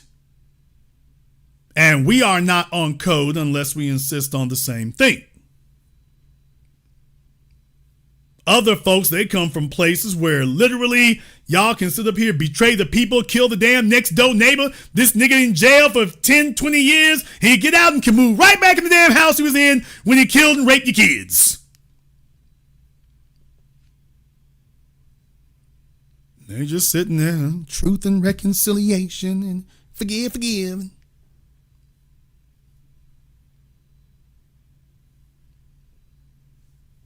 All over there in Rwanda, all over there in Jamaica. You sit up here and hideously betray the people and then just return right back where you were. Sit there and walk right amongst the people. Walk right in the middle of the people. And the people have accepted it. And when they hear us say that that's unacceptable, that's a shock to the system. That's a shock to the system. They see what we've done with Obama and they're just shocked. I mean, they're shell-shocked. They're stunned. How could y'all do that? Because you see, if Barack Obama was in Haiti or Jamaica or Kenya or Ethiopia or Nigeria, he'd be president for life. He would be heralded in the streets today. They'd still be singing songs. Hell, they still do when he comes around. They looking at us like we've lost our minds. They're looking at us like we have gone insane. How could y'all do that to Obama? Like, I'll be damned. They thought he would be exempt from the code. They're looking at it now like, I'll be damned. How could y'all do that? And all of us are like, actually, we're about 15 years late. The question isn't why are we doing it now? The question is, oh, hell, we wish we had done it 20 years ago.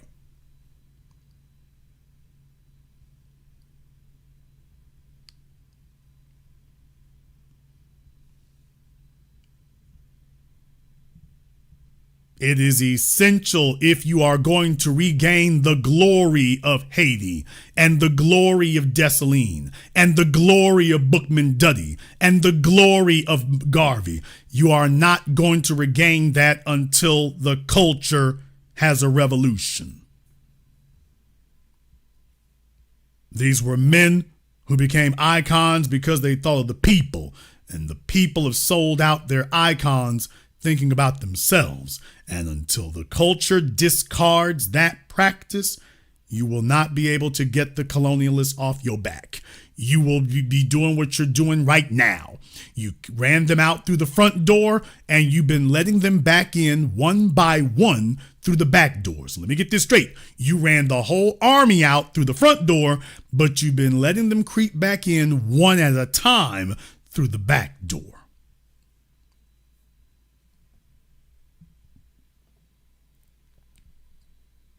Been letting them come through one at a time through the back door. And they have folks like us who are having conversations that they're not used to having because they're not accustomed to the idea that we hold folks accountable. They're not accustomed to the idea of just something as simple as, man, nigga, who you is? What are you doing around here? You don't get to come among us. See, we create awkward situations. We create awkward situations. They're not accustomed to the idea that we create awkward situations. They're not used to that. They're used to the idea of somebody getting in office and you just keep sitting up here supporting them forever and kissing ass for everyone. They're not used to having awkward situations like that. We make awkward situations. Yeah, your name was good last year and this year ain't nothing. We don't fool with you. I'm like, damn, how y'all do that?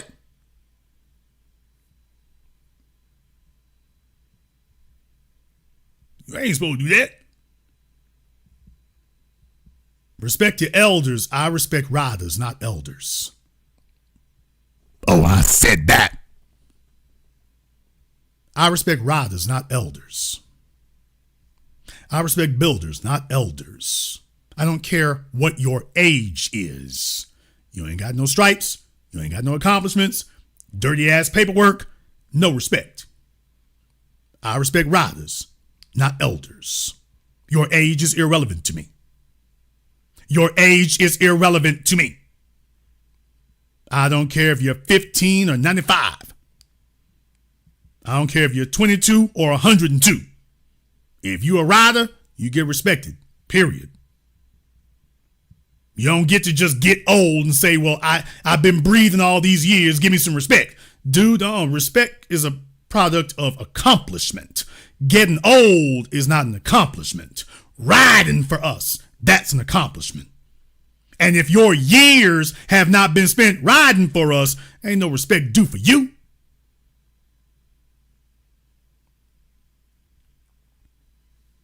Ain't no respect due for you. None. Other folks are not accustomed to that. So when you start making compromises and start rationalizing those things, I got to go here right quick. The brother done said something here, and I'm glad he said that because we need to have this conversation right here, folks. So I got to say this. I got to say this here. I got to say this. This speaks to your basic relationships. Tell me, what kind of family are you going to make when the mother and the father have a understanding that they can betray each other? What is the relationship we're having here? What do you expect from the women? What do you expect from your daughters? What? Oh, I said that. See, that don't just go to the wife. Oh, y'all don't want to hear this. You do not want to hear this. But get your ass. You need to hear this. Grab you by the back of your damn neck.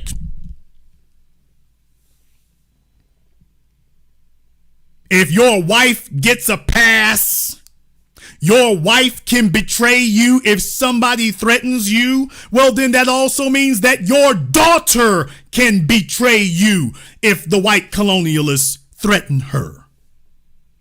And that is acceptable. Well, you see, Daddy, I had to sell your ass out. They were threatening me. So you see, Dad, that's why I sold you out, because they threatened me. Oh, but you're really not going to like this next step I'm going to do. Y'all didn't like that one. You're not going to like this one here even more. That also is an excuse for the father to betray the children. And deal with it, nigga. Why, by that logic, that also justifies the father betraying the children. Because you see, to my sons and daughters, well, you see, I had to sell you out because you see, the white folks threatened me. The white people threatened me, so you see, I had no choice but to sell you out. It was you or me. And I had to do what was best for me.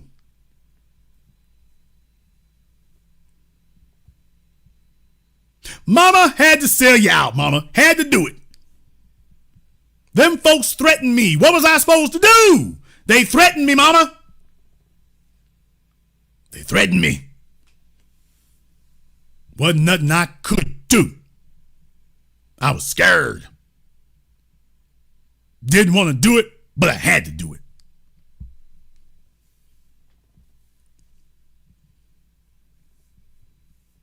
Sorry to the grandkids. You know, I got old here, but you know, grandkids, I had to do you in, damn it. Them folks threatened me. You do understand that if you can rationalize the wife selling out the husband and to say, well, I mean, they threatened her, Jason, don't you? I mean, you know, I didn't say it's right, but I mean, but brother, what was she supposed to do? If you can literally have that conversation,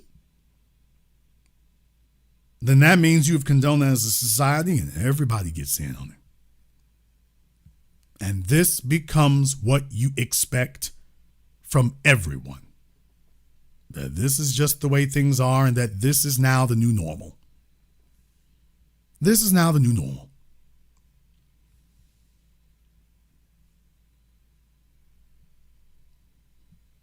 And I want everyone to acknowledge that and to face up to it and see that, no, this is exactly what it is. And now that you're aware of what it is, now maybe you can do something about that. But the first step is acknowledging there's a problem. The first step is acknowledging that there's a problem and that when you have these conversations among yourselves, this is the standard. You don't have to do right. You don't have to uphold anything. Oh, well, sell out your husband, sell out your kids. And just look out for you. As opposed to taking pride in the fact, nigga, to sell out my children, to sell out my fathers, to sell out my mother over my dead body. Words you don't hear from them places, except among a very select few. You are supposed to be proud to say, over my dead body.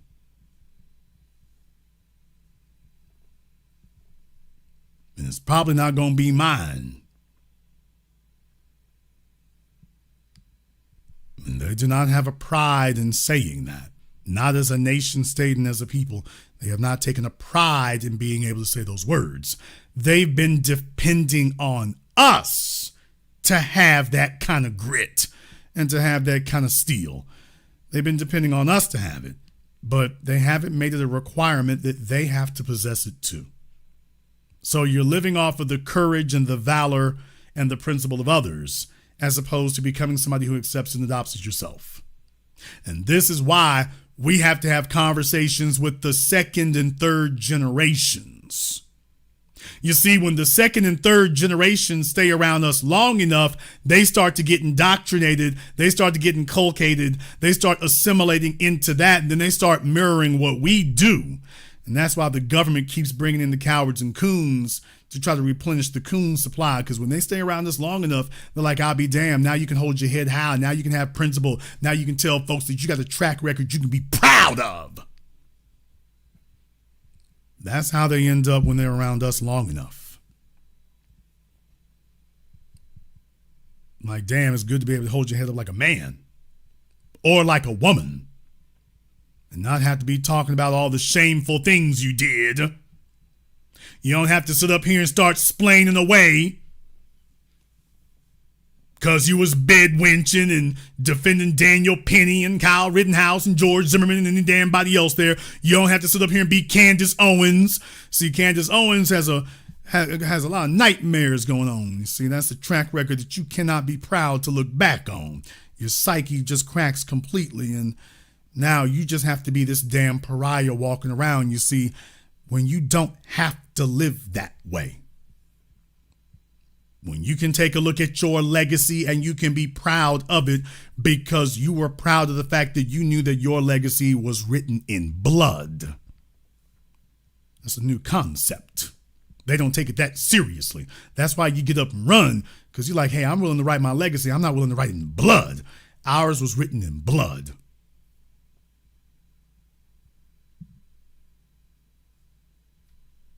And when you take it that seriously, now you make changes. Now the environment changes, the society changes. Yeah, because you're willing to write yours in blood. But if your wife isn't willing to do it for her husband, ain't no damn way you all are going to do it for the nation.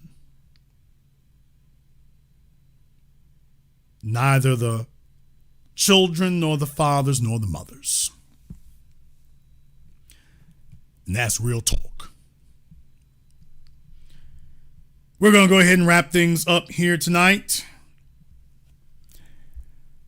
I'd like to thank everyone who's contributed to support tonight's program on PayPal, Super Chat, Venmo. Shout out here to Fats Man, assistant to the HNIC, Andre Jones, Yusuke, and everybody else here who's contributed to support tonight's program. If you are new here to the Black Channel, welcome to the haven of intelligent Black thought. We do this every weekend, holidays, some days in between. Click that red subscribe button, click that yellow notification bell. Join us each and every time that we're here. If you haven't been to our website, blackchannelfilms.com, check out our groundbreaking best-selling documentary work, blackchannelfilms.com. That is blackchannelfilms.com. I'd like to thank all of you for tuning in to tonight's program, live or recorded. Thank you for liking, subscribing, and sharing. And this concludes tonight's broadcast of the Black Channel. I am your host, your brother, your humble servant, the Black Authority. And until next time, my brothers and my sisters from around the world, remember, Black is the future, and the future is uncompromising.